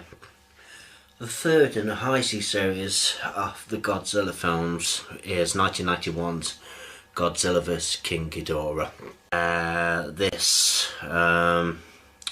The good thing about this film is that Akira Ifukube came out of retirement to score the film, and he'd not scored a Godzilla film since Terror of Mechagodzilla. And basically the plot revolves around some people from the future come back in time to basically tell the people of now, the government in 1991/1992, that Godzilla is going to destroy things, so they have to get rid of Godzilla. And to get rid of Godzilla, they have to go into the past and basically erase out of time the Godzillasaurus, which eventually becomes Godzilla through the nuclear testing, and erase it from time and get rid of it. So that's what they did. They go back in time, these futuristic people and people from the present, they go back in time and they witness the Godzillasaurus save a Japanese army, and as it's dying, its wounds, dying from its wounds and stuff, they erase it from time that way by moving it from the position where it is and moving it to somewhere else, so the nuclear testing didn't affect the dying dinosaur, which turned it into Godzilla in the first place. And instead they've got three little cute little door rats, which are like little gremlin, winged gremlin golden creatures, and they're put in its place. And so when the nuclear testing does go off, these creatures eventually become King Ghidorah in the future. And with Godzilla out of the way now, it turns out the futuristic people are the bad guys, and they want to take over Tokyo and everything. And so the other plot evolves around they bringing Godzilla back by nuking by its. I always forget how Godzilla comes back actually, because basically Godzilla does end up coming back because he absorbs a nuclear submarine, and he ends up coming back to take on King Ghidorah, but he's a bigger, more destructive Godzilla. Godzilla ends up taking off the middle head of the new King Ghidorah, and he ends up falling into the sea, if I remember correctly. And later on, because Godzilla's in a new bad mood, he ends up trying to take it out on Tokyo. So what's one of the future people do, who ends up being a good guy, is the woman. She ends up going into the future and taking the dead Ghidorah's body and creating it into Mecha King Ghidorah, which comes back to fight Godzilla, and they both end up in the ocean. That's roughly the plot of it. And Mickey's back in this, the sidekick, who made a debut in Godzilla vs. Biollante. She's back in this as a character in this, and what the Heisei series did, as well as in the old series, they recycled some other of the actors and put them in different roles in this, and that's what Toho did. They recycled their actors in different roles basically.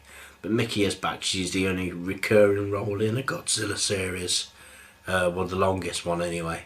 Mickey the sidekick. This is the region 3 version from Hong Kong. This also came out as a double pack, King Ghidorah and Godzilla vs. Mothra on region 1. No really any extra features, but they are in full screen, so you do lose a bit of quality there. When this was released in the UK direct to video, it was by Manga in 1995, and in the UK that is, and that was in widescreen and it was dubbed. But Godzilla vs. King Ghidorah is a time travel film. It mixes in elements of the Terminator with cyborgs and as well as a kaiju film. It's a fun film, and I hope you get the most out of this. I hope you like Mililla Mothra there as well. I managed to pick this up really cheap once. Godzilla vs. King Ghidorah in 1991, third in a Heisei series, which was followed by Godzilla vs. Mothra in 1992, which is the next film. Hope you've enjoyed this look back at it, the plot of it and the mini review of it. The special effects are good in this, and there's a lot of plot twists and turns, and a fun kaiju film it is in itself. So check out Godzilla vs. King Ghidorah.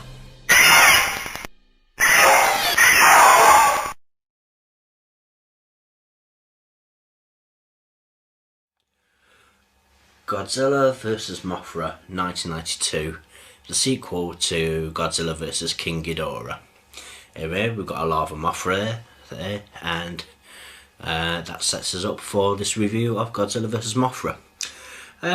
Basically an egg is found. It's kind of a remake of Mothra vs. Godzilla from 1964, but told with different characters, and the plot's basically the same, but it adds in a new monster called Batra. And I'll show you Batra. This is Batra. Batra, that's its larval form, and it turns into a flying beast as well, which is turns out to be a good monster when it starts fighting Mothra and Godzilla, and it ends up having to stop a meteorite which is going to hit the Earth in 1999. Godzilla vs. Mothra came out in 1992. It's a fun film.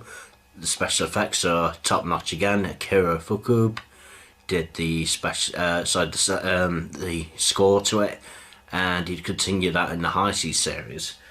Like mentioned in the last video, this came out on a double feature with Godzilla vs. King Ghidorah, Godzilla vs. Mothra on double disc for Region 1 in full screen, and that could be purchased from Amazon. In the meantime, this is the Region 3 version, Region number 3 version, which came out in recent years, and it can be found on eBay. There's 3 monsters in this basically. Godzilla's, I think he ends up coming, rising up from the ocean in this from the last film, and he ends up coming up through a volcano when he goes on a path of destruction. The score's really good, and there is a good message to it at the end of it as well, and it comes up as classic Toho monster fighting basically. It gives you a good feeling at the end of it, and the special effects are good in this. I think they're a bit shoddy in places compared to Godzilla vs. King Ghidorah, but they are generally good in this, and it helps with stuff being shot at night towards the end as well, because that covers up a lot of the special effects. Godzilla vs. Biollante was shot at night as well, mainly at night with the monster battles, and that kind of helps as well with covering up a lot of errors, and gives the monsters a lot more atmospheric look to them, and a really fun one as well. If you should check this film out, you should check it out in widescreen. It's always best to. This one again came out on Manga Home Video in the UK in 1995, the same year as Godzilla vs. King Ghidorah on video in the UK. Went straight to video, and was dubbed and in widescreen, and it's been shown on TV a few times, like on Bravo TV in the past. And if you're a Mothra fan, you would definitely get a kick out of this, because Mothra is the central character in it, and it involves the 2 girls again, the 2 Mothra girls that sing the prayers, sing to her, and they're in this as well. It involves again crooked businessmen like in the original Mothra vs. Godzilla that want to steal the egg, or want to use it for themselves, for their own personal gain, for business. And maybe that was a reflection on Japan at the time, like the anti-businessman, the anti-power in control, just to teach, so that nature teaches man a lesson basically. And that's what's good about the Heisei series, I found, that there is like a common for anything that you do bad, and Godzilla's also a good metaphor for keeping balance and control, and he's not really a bad guy really. Godzilla's just there as a force of nature, just to, like in the Boo Oyster Cult song, like points out the errors and folly of man basically. Godzilla vs. Mothra 1992, fun film, check it out again on widescreen from the Heisei series. Good to watch it in stereo, and have a good time watching it. Godzilla vs. Mothra. Mothra.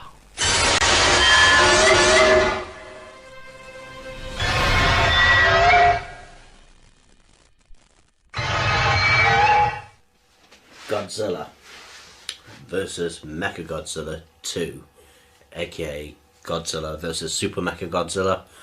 This one came out in 1993 and is another Heisei series Godzilla film. It's actually the third time Godzilla's faced its mecha enemy, Mechagodzilla. But this time Mechagodzilla is salvaged from the remains of Mecha King Ghidorah from the armour which was found at the bottom of the sea from Godzilla vs. King Ghidorah in 1991. It's salvationed up and it's created into this new Mechagodzilla creation, which is now created by the UN and not controlled by space aliens or anything like that, or apes.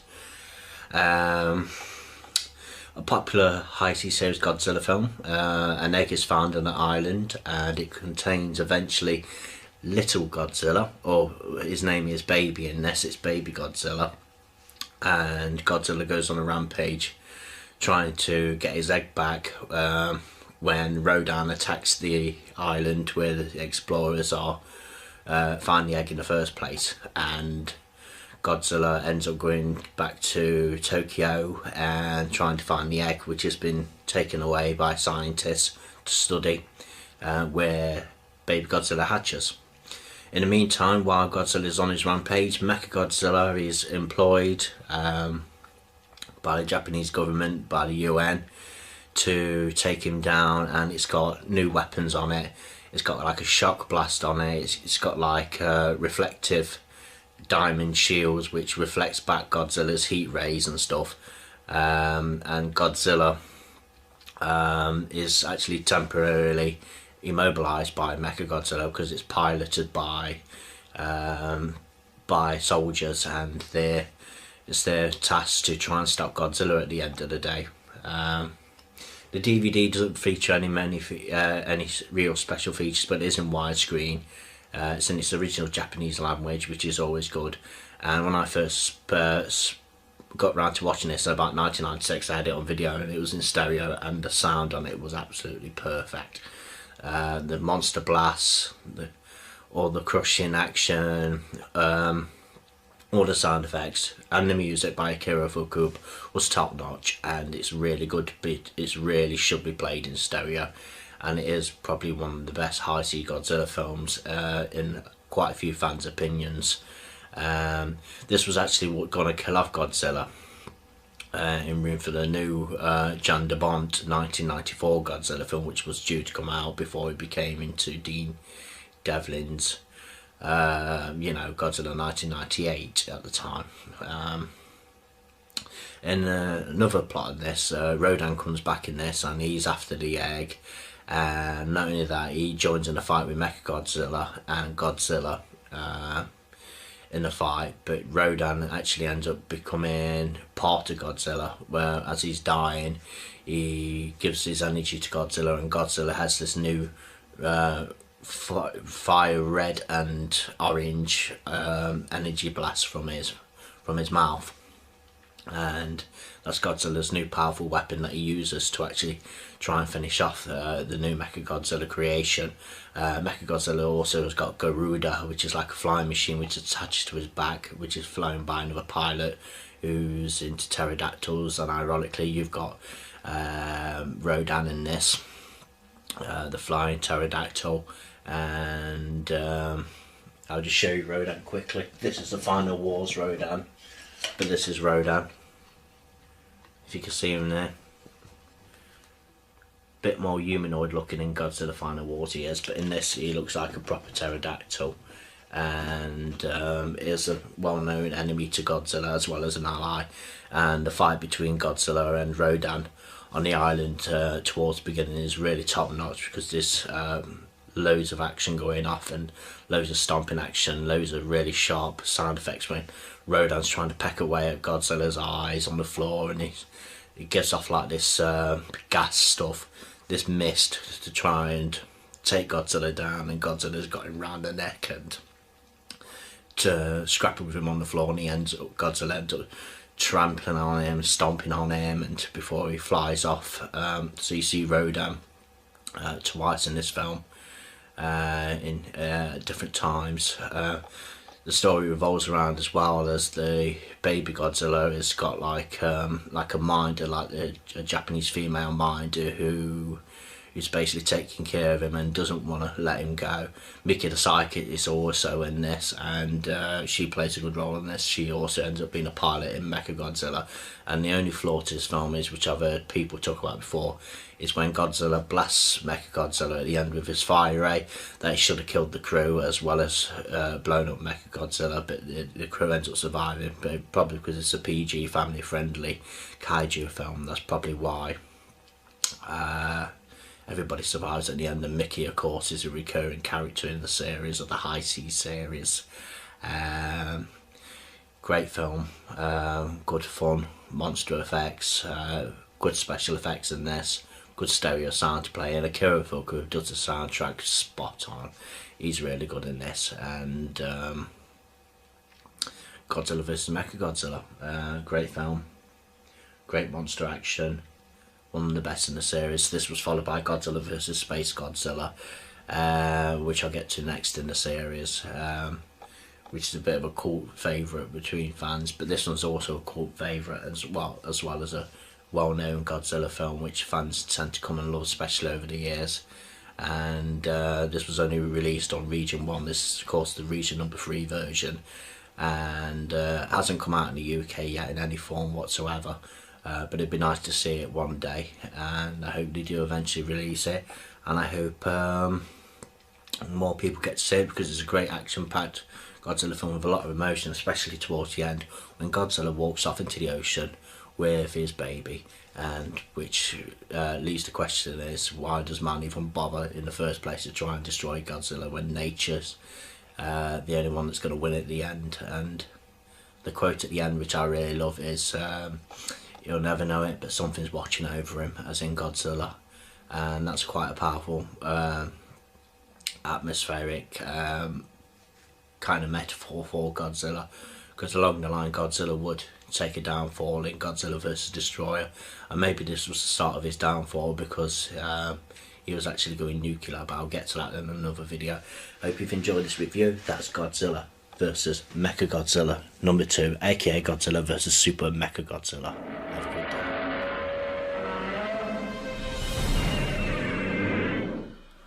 Godzilla vs Space Godzilla came out in 1994 from Toho Pictures.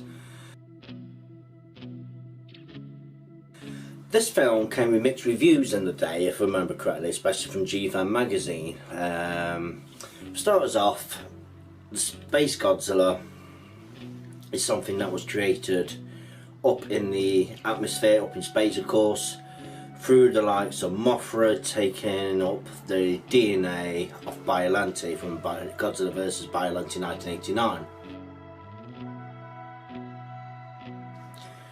Now it got mixed into some kind of black hole or something like that, and hence we've got a Space Godzilla with Godzilla's DNA. Space Godzilla has got crystals on his shoulders. It's got a levitational kind of superpower to it, like a spiritual sort of thing to it. So it's a bit of a supernatural adventure. It's also got spikes on the end of his tail, and the dorsal fins are a bit spiky as well with the crystals and stuff like that, if I remember correctly. Maybe I need to study the figure a bit more closer, even though I have got it. Anyway, there's a new invention, a new machine being made at the beginning of this film called Mothra. Now Mothra, was originally from the Mysterons in an adventure from Toho in the 50s/60s. I think it was more to the 50s if I remember correctly.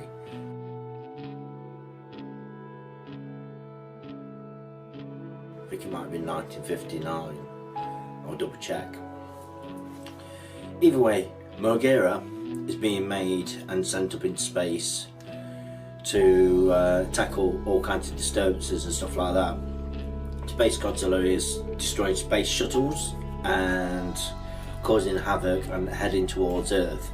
he's actually heading towards an island where the baby Godzilla, aka little Godzilla, is now grown up a bit more, looking a lot more cuter.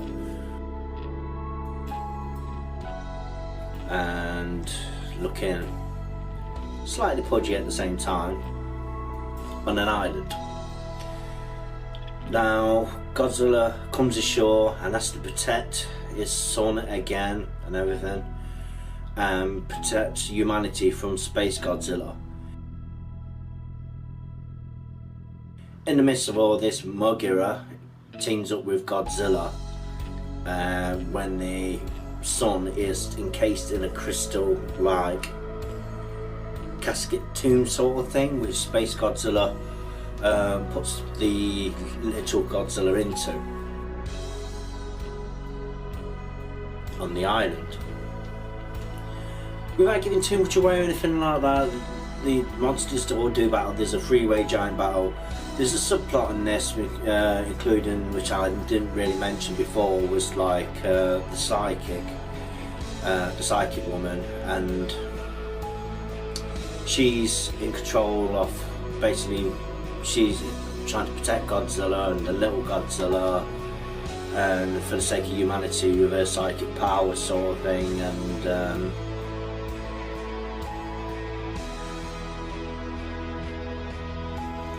there's subplots here and there and everything like a G team's out to try and destroy Godzilla sort of thing, and they actually end up shooting Godzilla with like guns sort of thing to try and track him sort of thing, on the back of his neck sort of thing. And it's a bit, like I said, it's a bit of a supernatural adventure at the end of the day. It did come with mixed reviews, especially in the day. It has become a bit of a cult favourite sort of thing. But this Godzilla vs Space Godzilla was one of those films that celebrated the 40th anniversary before Godzilla 1995, Godzilla vs Destroyer, where they actually killed him off sort of thing. For the time being. Back to 1994, and the special effects aren't too bad. Godzilla has been criticised for looking a bit big around the thighs, stuff like the suit and everything like that, for when he comes ashore and everything, especially onto the island at the beginning.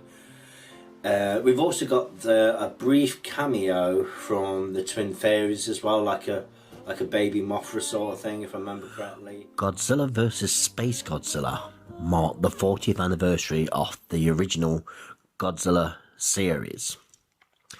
1954 was the year of Ghidorah. Godzilla vs Space Godzilla came out in 40 years later, in 1994. What they was trying to do was actually kill Godzilla off. They were building up to it sort of thing. Though originally he was going to be killed off in Godzilla vs Mechagodzilla, the previous outing. But in Godzilla vs Space Godzilla, he kind of adopts the power of his nuclear meltdown, red, beaming, atomic breath sort of thing. His fire, his deadly weapons spouting from his jaws. This is what Godzilla uses with the help of Mothra, and with the aid of the humans as well, to defeat Space Godzilla, who's got crystals coming out of the ground, levitating in supernatural ways, etc., etc. And the score itself wasn't by Akira Fukubi this time. It was by another composer, and we also had like the song Echoes of Love in this as well by Date of Birth. The single at the end of the film sort of thing as the credits roll. This one was a bit of a letdown to me, this Godzilla film, compared to Godzilla vs Mechagodzilla and a few of the other outings, but it has reached a bit of a cult audience with its cuteness, with the likes of the little Godzilla, baby Godzilla sort of thing in this film, who looks extremely manga-like in his cuteness sort of thing. But Godzilla vs Space Godzilla was a so-so entry for me, just an okay entry for me. It does have merit in places, and the psychic's still in this film as well. Mickey is still in this film, and her role is kind of becomes a bit drama-ish, to be fair, a bit soap opera-ish, but I enjoyed the music in this film as an isolated soundtrack. As a Godzilla film soundtrack, it just felt a bit flat to me, but it wasn't a bad film. There are worse films out there, trust me. And I'm not talking about Godzilla films, I'm just talking about just some films in general, but I digress. That was a look at Godzilla versus Space Godzilla.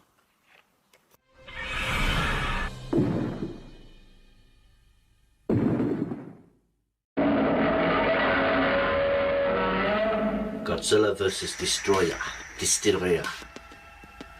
However you pronounce it, the name's kind of been a bit repronounced over the years, and thanks to the Angry Video Game Nerd, the name Destroyer has been Destroyer, or however you pronounce it. I'm not going to go into that too much anyway. But 1995, Godzilla vs. Destroyer marked the end of the Heisei series in 1995. It's a sequel to Godzilla vs. Space Godzilla, and for starters off, Akira Fukusawa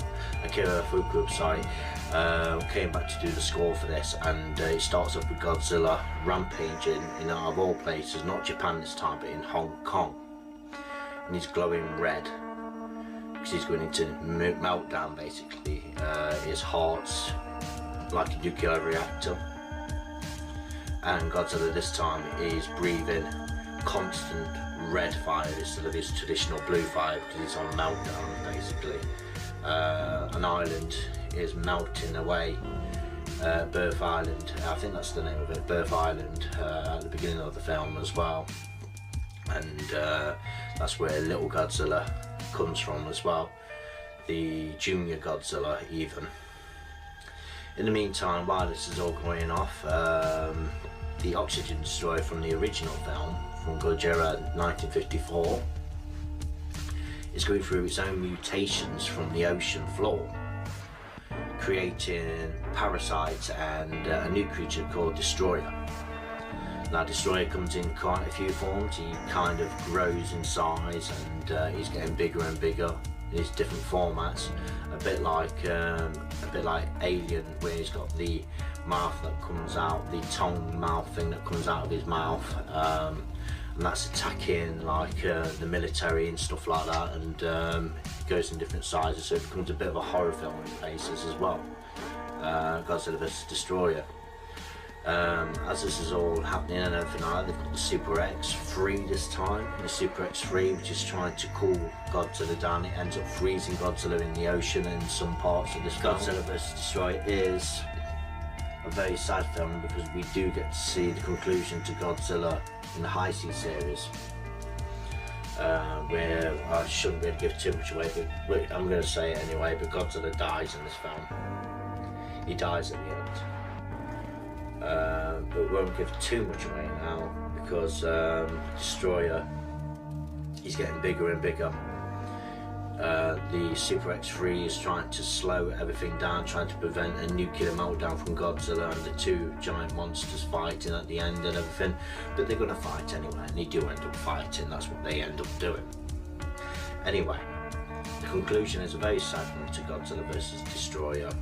We do get to see the last of Godzilla for at least another 4 years or so, which isn't too long really, considering, because he came back in 1999 as Godzilla Millennium, aka Godzilla 2000, but it's paved way for basically the film of TriStar's, Columbia's TriStar's Godzilla 1998, where the rights were sold to America to continue the franchise. But we all know about Godzilla 1998, and I'm not going to mention it really much in this review anyway.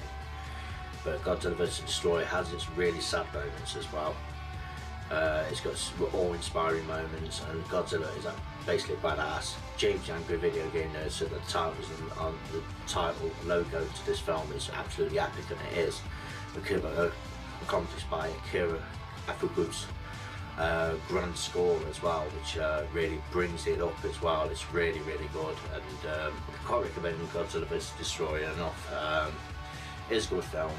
It's come with criticism over the years and everything like that, but the effects are generally quite good in this film, Godzilla himself looks really menacing, all glowing red, about to go into meltdown.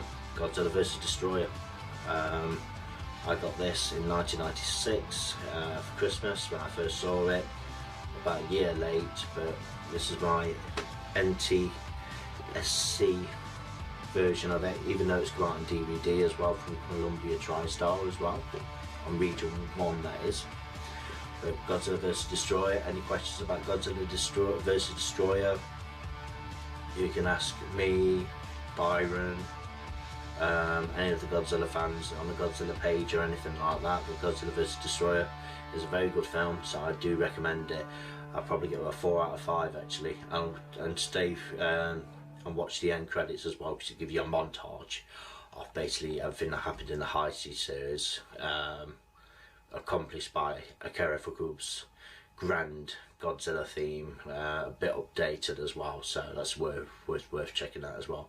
Again, good special effects, good music, has its faults there and there, but following it, quite a good story, good way to conclude the Heisei series. Thanks for watching.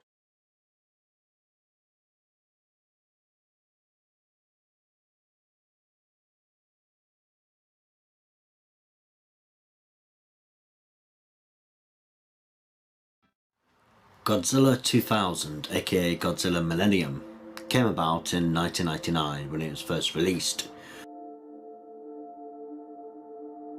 but was released a year later, theatrically in America, in 2000. It didn't get released over here in the UK, like most of the Godzilla films never do or anything like that, but it went to Region 1 DVD eventually and Blu-ray, I understand. And Godzilla 2000 is like a reboot of the series after the 1998 film. This is from Japan, new directors, new looking costume, pretty much new music, but using the old Godzilla theme in there. Godzilla 2000, he actually takes on Auga, like this UFO organism which ends up transforming into a giant alien-like creature, which has got kind of like the classic alien, almost classic alien features on it. And it's also a mutator, and it's trying to devour Godzilla. It tries to we're into spoiler territory now. It tries to devour Godzilla by unhinging its jaw, and these two giant kaijus go at it for a fight eventually into the film. And Godzilla basically annihilates Auga by using his atomic breath into the mouth of the giant Auga mutating creature as it's trying to devour Godzilla and try to take his organism sort of thing, and try to mutate into something more dangerous. How this creature works sort of thing. Biollante tried to do the same, but didn't have much luck with that either actually. About it. The music I loved in this film, it was great. They used classic Godzilla theme in there. Godzilla's effects were generally good in this film, I thought, and this is what we were calling the Millennium series. This was leading to another film which went up to Godzilla Final Wars in 2004. This film was like a fresh start for Godzilla again, because the last official Japanese Godzilla film was Godzilla vs Destroyer, when he was actually killed off. Then this one, you go back to its roots somewhat and take Godzilla serious, and they've got like a weather team sort of thing, like I think it's a weather team or an avalanche team or like an environmental team on track of Godzilla and everything.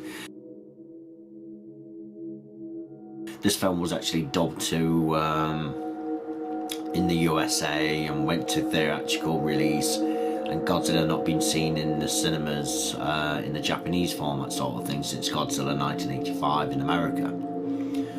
This film was quite a good film.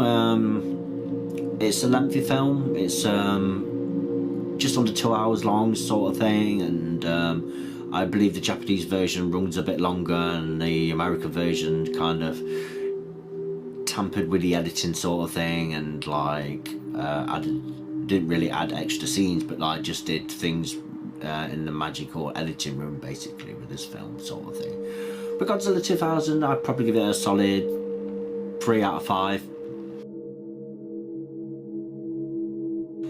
Godzilla looks the best, I think, in this film when he's at night sort of thing, and when he's setting the city alight and fighting Augur, the creature, which Augur's a very expensive figure to pick up actually. He goes for right daft prices on eBay and from collectors. Augur, the monster.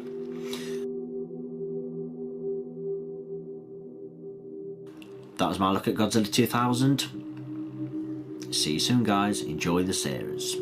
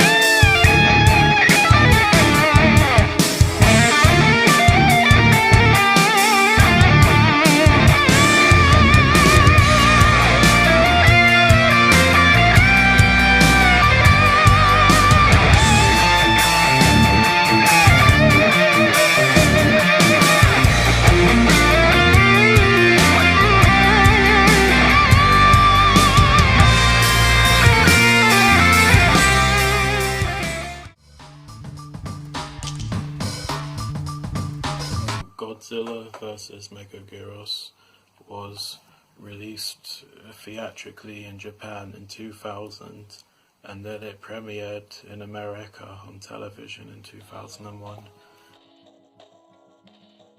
Because the previous film, which was called Godzilla 2000, which was released in 1999, it had a wide theatrical release in the US, but it didn't do very well at the box office. And as a result, Godzilla vs. Mechagodzilla, it was decided that it would forego a theatrical release in the US. As the Millennium films go, a lot of people tend to view Godzilla vs. Mechagodzilla as being one of the weaker films in the franchise. I disagree. I thought it was actually a very strong entry. Most of the Millennium films, Godzilla vs. Mechagodzilla basically used the original 1954 Godzilla film as its starting off point and ignored all the films that had been released in between. At the beginning of the film, we actually see some recreated footage of the 1954 incident of Godzilla attacking Japan. So I thought that was a really cool throwback to the original film.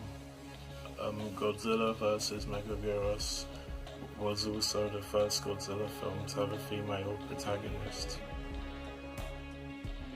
which shows that the franchise is actually rather progressive, so I commend it for that. There was a scene in the film where Mechagodzilla, before reaching its adult form, attacks and kills a young Japanese couple in a dark alleyway. This was probably one of the bloodiest moments ever in a Godzilla film. The Godzilla films aren't known for being, particularly graphic, but this is probably one of the most violent moments ever in the franchise. The plot is basically the Japanese government tried to develop a machine which can create black holes, which they plan to use to rid the world of Godzilla. But naturally it doesn't go right, and instead of using the black hole which they created to finally get rid of Godzilla, they accidentally introduced a prehistoric dragonfly called Mechagodzilla into the world, which obviously grows to a disproportionate size. So they, in trying to exterminate one problem, they just created another. Probably the most famous, or I suppose that should be infamous, moment in this film, and the one moment that is by far the most talked about, is that towards the end, during the fight between Godzilla and Mechagodzilla, Godzilla does something rather unorthodox, which is he performs a body slam, and it wasn't over quickly. We see him jump, then we see a long shot of his body falling down, like a WFE wrestling match. Oh hell yeah! And so it is a moment, I'm not sure if it's supposed to be funny, like I don't know if it's intentionally funny, but it certainly has that effect. And obviously you wouldn't want to be Mechagodzilla in that position, because you wouldn't want to be body slammed by Godzilla. The film was directed by Masaaki Tezuka, who went on to direct Godzilla against Mechagodzilla and Tokyo SOS, so he's obviously a very important figure for the Godzilla franchise. And although I wouldn't say it was the best film overall, it's still, I think it's a lot better than people give it credit for, and it certainly has some very entertaining moments, and it has a very, very cool looking villain in the form of Mechagodzilla. It's a shame that Mechagodzilla wasn't really used again after this film, because I think she was a creature with a great deal of potential, so she could have gone on to become something of a recurring foe for Godzilla, but unfortunately that wasn't to be. But either way, I think it doesn't deserve the somewhat negative reputation a lot of fans give it. So I think Godzilla vs. Mechagodzilla deserves a lot more appreciation and should definitely be viewed by all Godzilla fans. I actually think it deserves a lot more respect and a lot more recognition than it usually receives. And in particular, the body slam moment, which seemed straight like something out of a WWE wrestling match. I think that moment alone made the film worth watching. Hello, Casey here from Interweb Kaiju with a guest review for my friend John H. Shelton. Today I'm going to be talking about Godzilla, Mothra, and King Ghidorah, Giant Monsters All-Out Attack. Godzilla, Mothra, and King Ghidorah, Giant Monsters All-Out Attack, or GMK for short, is a 2001 kaiju film from Toho Pictures. A submarine has gone missing and a team is sent out to look for it. While they are out, they also see Godzilla, who in this timeline has not shown up since 1954. There is a small reference to the '98 film.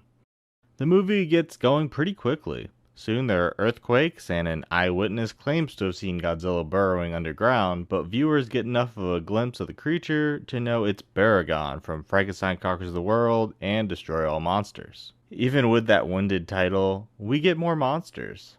Apparently, originally, Baragon, Varan, and Anguirus were supposed to battle Godzilla, but the latter two were switched out for more well-known creatures. I think that was the right move, but I'm also glad Baragon got to stick around. Mothra larva soon pops up, and appears to take out these teenagers, one by one. So that's something you don't see often.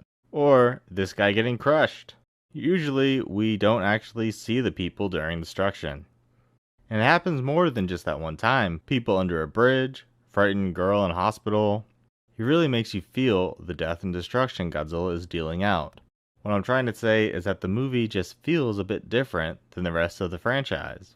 And I like it. Anyways, long story short, Baragon, Mothra, and King Ghidorah are guardian monsters who have reappeared to protect the land, not the people, against Godzilla. I like the way Godzilla and Baragon look. I don't really like the way Ghidorah looks. Kind of Play-Doh-y, short, kind of stiff necks, floppy wings. And then the glowing version hurts my eyes a bit. Probably my least favorite portrayal of the monster. Mothra puppet is okay. Adult Mothra when CG looks weird a lot. Sometimes like shadows weren't put on the model. Its attacks too. And the submarines. Just the CG doesn't really hold up a lot of the time in GMK. I really like the main theme song that was made for the film. The movie's human cast is mainly a group of docudrama filmmakers. They're okay. And the other, I'd say, main character is the father of the girl in that group, who ends up being the one to defeat Godzilla. I quite liked him. There's a lot of, I'm not sure if projection or more probable blue green screen work, and most of it looks good, despite kind of taken away from the model sets, with real buildings taking their place, but this one looks quite odd. And on the model sets, thankfully, the final fight takes place in a great-looking miniature city. The story is kind of basic, but it keeps pushing the story forward, and that push forward gets us to fight after fight. It's a very action-packed film. So that was Godzilla, Mothra, and King Ghidorah. Giant monsters all out attack. I quite enjoy this one. I would recommend. Don't forget to like, comment, and subscribe to John H. Shelton. Thanks for watching.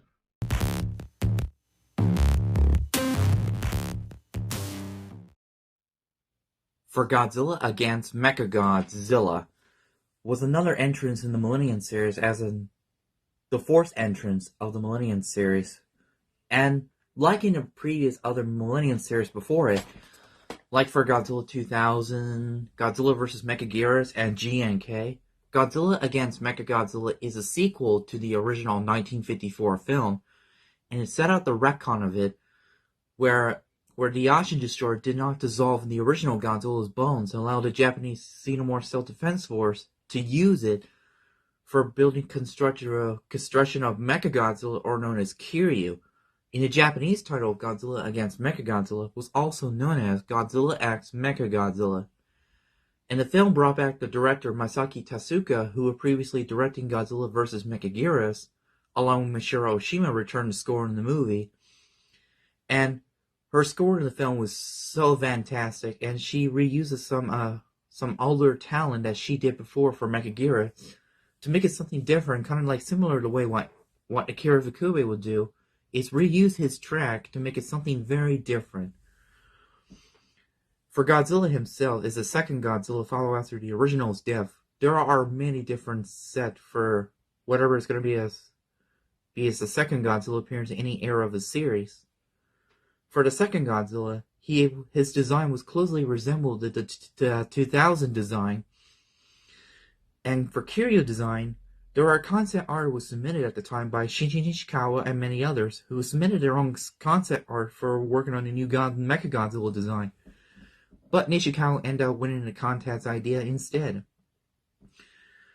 And I liked the story, and everything was about it was so great. And the movie was written by the screenplay writer Wataru Mimura, who wrote the story of the movie along with other guy, if I'm not mistaken. So, for Kiryu, or Mechagodzilla, like I said, it was using the bones of the original Godzilla to make it as a framework, but there may be some idea that you maybe recognize if you watch Neo Genesis and Evangelion. They took the concept idea from this show to put it together on Godzilla against Mechagodzilla, where Kiryu was going to berserk after he was possessed by the spirit of the original Godzilla, similar like the way what happened in Evangelion goes to berserk. For design about have Kiryu's eye color start with the yellow as his normal eye, when he has changed from yellow to red when he was possessed by the original Godzilla spirit. In this movie, Godzilla x Mechagodzilla was using the concept idea for Godzilla vs. Ghost Godzilla concept to have the original Godzilla face against his successor was supposed to be meant to happen at the end of the Heisei series before it ended up become Godzilla vs. Destroyer. The music in the movie was all good. The characters are very great. And one thing I like about the movie, it has a main female character named Akami. She was my favorite protagonist in the movie. Just like a Dishimori character from Mechagodzilla, to have to face against Godzilla to avenge her comrade who was killed while in against Mechagodzilla. Akami was blaming herself for what happened to her comrade during their first attack against the second Godzilla in 1999. She blamed herself for what happened, like, oh, this is all my fault. Well, it's not her fault. If only those cars shouldn't stop, so none of it never happened. And in the Godzilla suit actor, Sakumu Kiyama was also made a small appearance in the movie, show himself in the face, play as a Maser tank pilot, along with Kiryu suit actor was also made an appearance. It was so nice to see the most popular suit actors can show their face, like Haru Nekijima and many others. So, I'm giving this movie, Godzilla against Mechagodzilla, 5 out of 5 for a star rating. For my opinion, it is a great movie for the Millennium series. Even they brought back some of the veteran Godzilla actors made an appearance, like Kumi Mitsuno plays the Prime Minister, tell her she was resigning her office. And we have the actor who plays Dr. Yuhara was playing the same guy who plays Okamura from the Return of Godzilla. And the new Prime Minister was played by the same guy who plays the G-Force Commander in the Heisei Godzilla movies. There are a lot of familiar faces did come back. It was so nice to see them all in the screen again. So that's all I have to talk about for Godzilla against Mechagodzilla. Please go subscribe to my channel, GojiFan1998, and I really need more subscribers. Bye, and take care, everyone.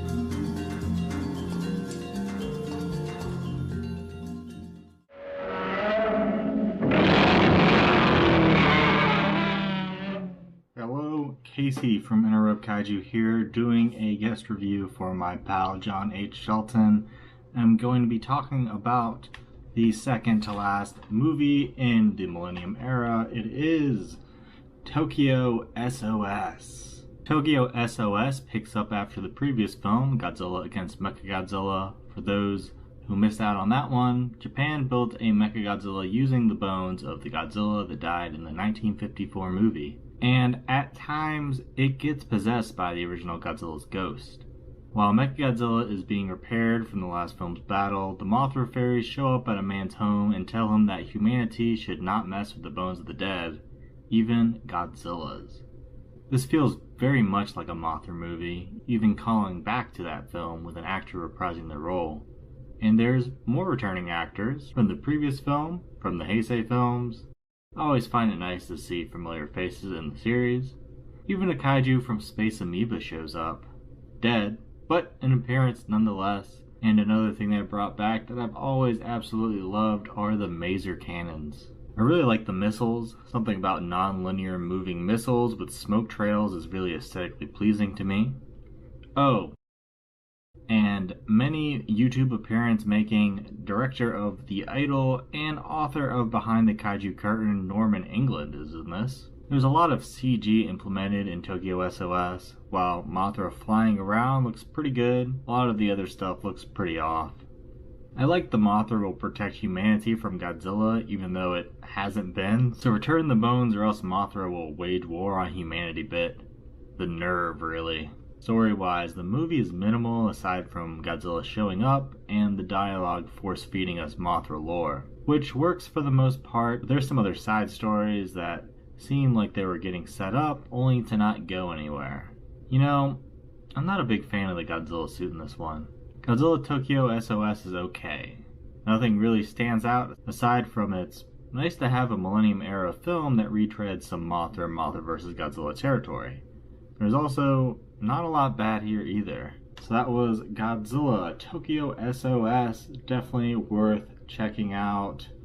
Subscribe to John H. Shelton, and thanks for watching.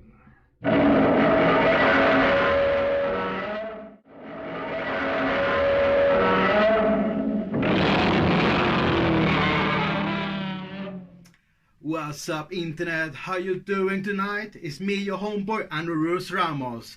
And first of all, thank you, John, to let me do this review.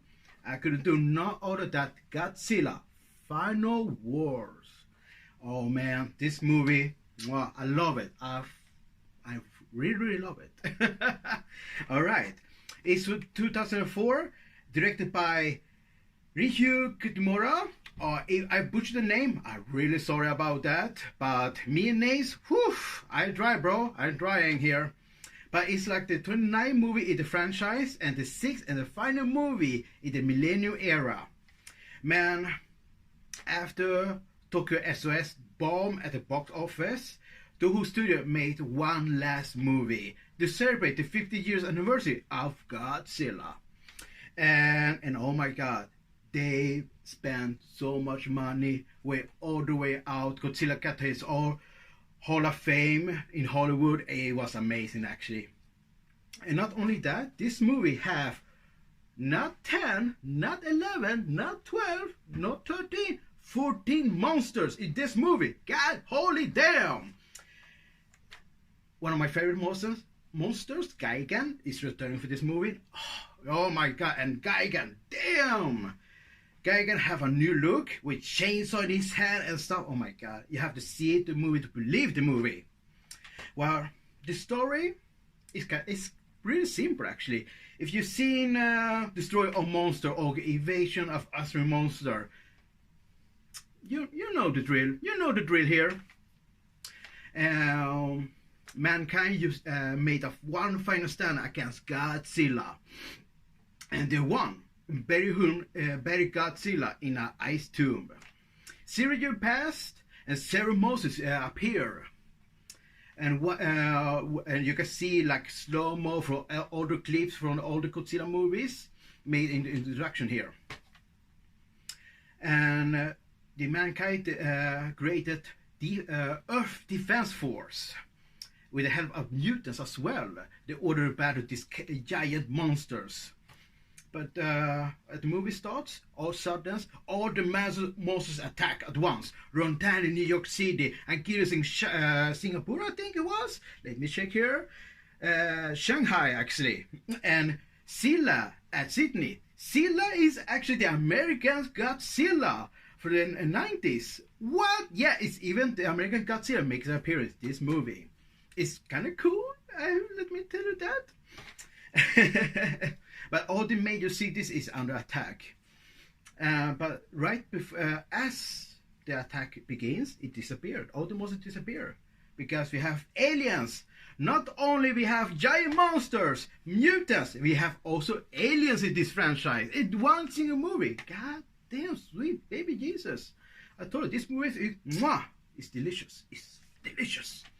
Alright. If you know the plot of Destroy All Monster, is actually a modern take of this story arc.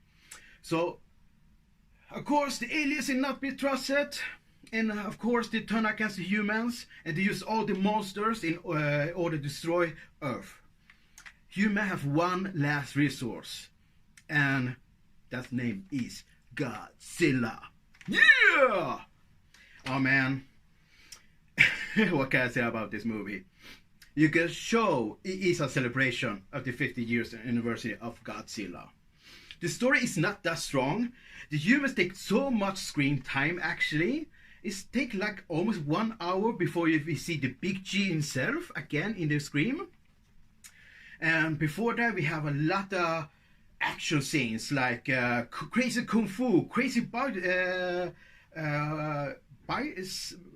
car chase, bicycle chase, airplane chase, everything. And like you can see, this movie is a lot inspired like from Star Wars, Matrix, and a lot of kung fu movies as well.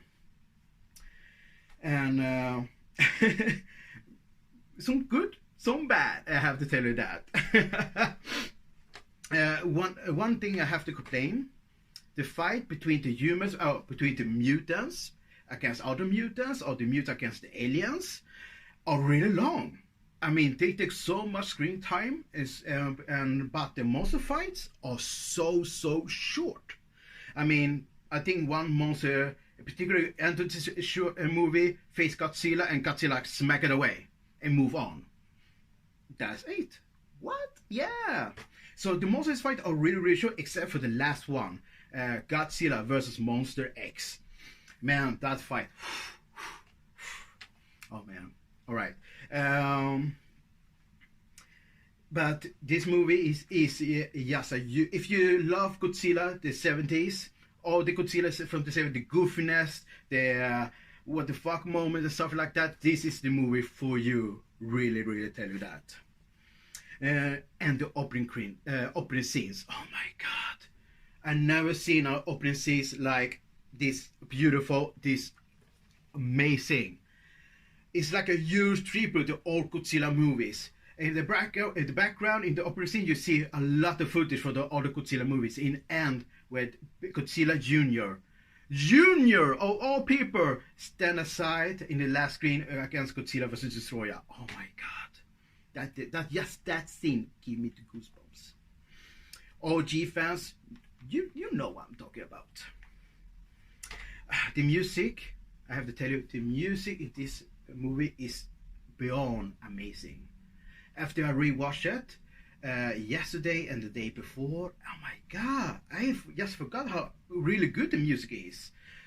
From the first battle, from the first scene when you see Godzilla, it's like a modern take of Godzilla team, and more epic, more grandiose, more everything, and I really love it. I really love it. But Earth Defense Force, the music from the Earth Defense Force, oh my god, man, no, what were you thinking about that? No, man, no.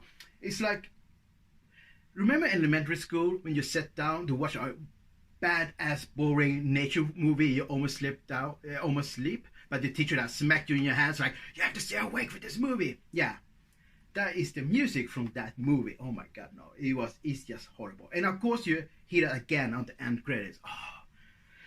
Well, except for that,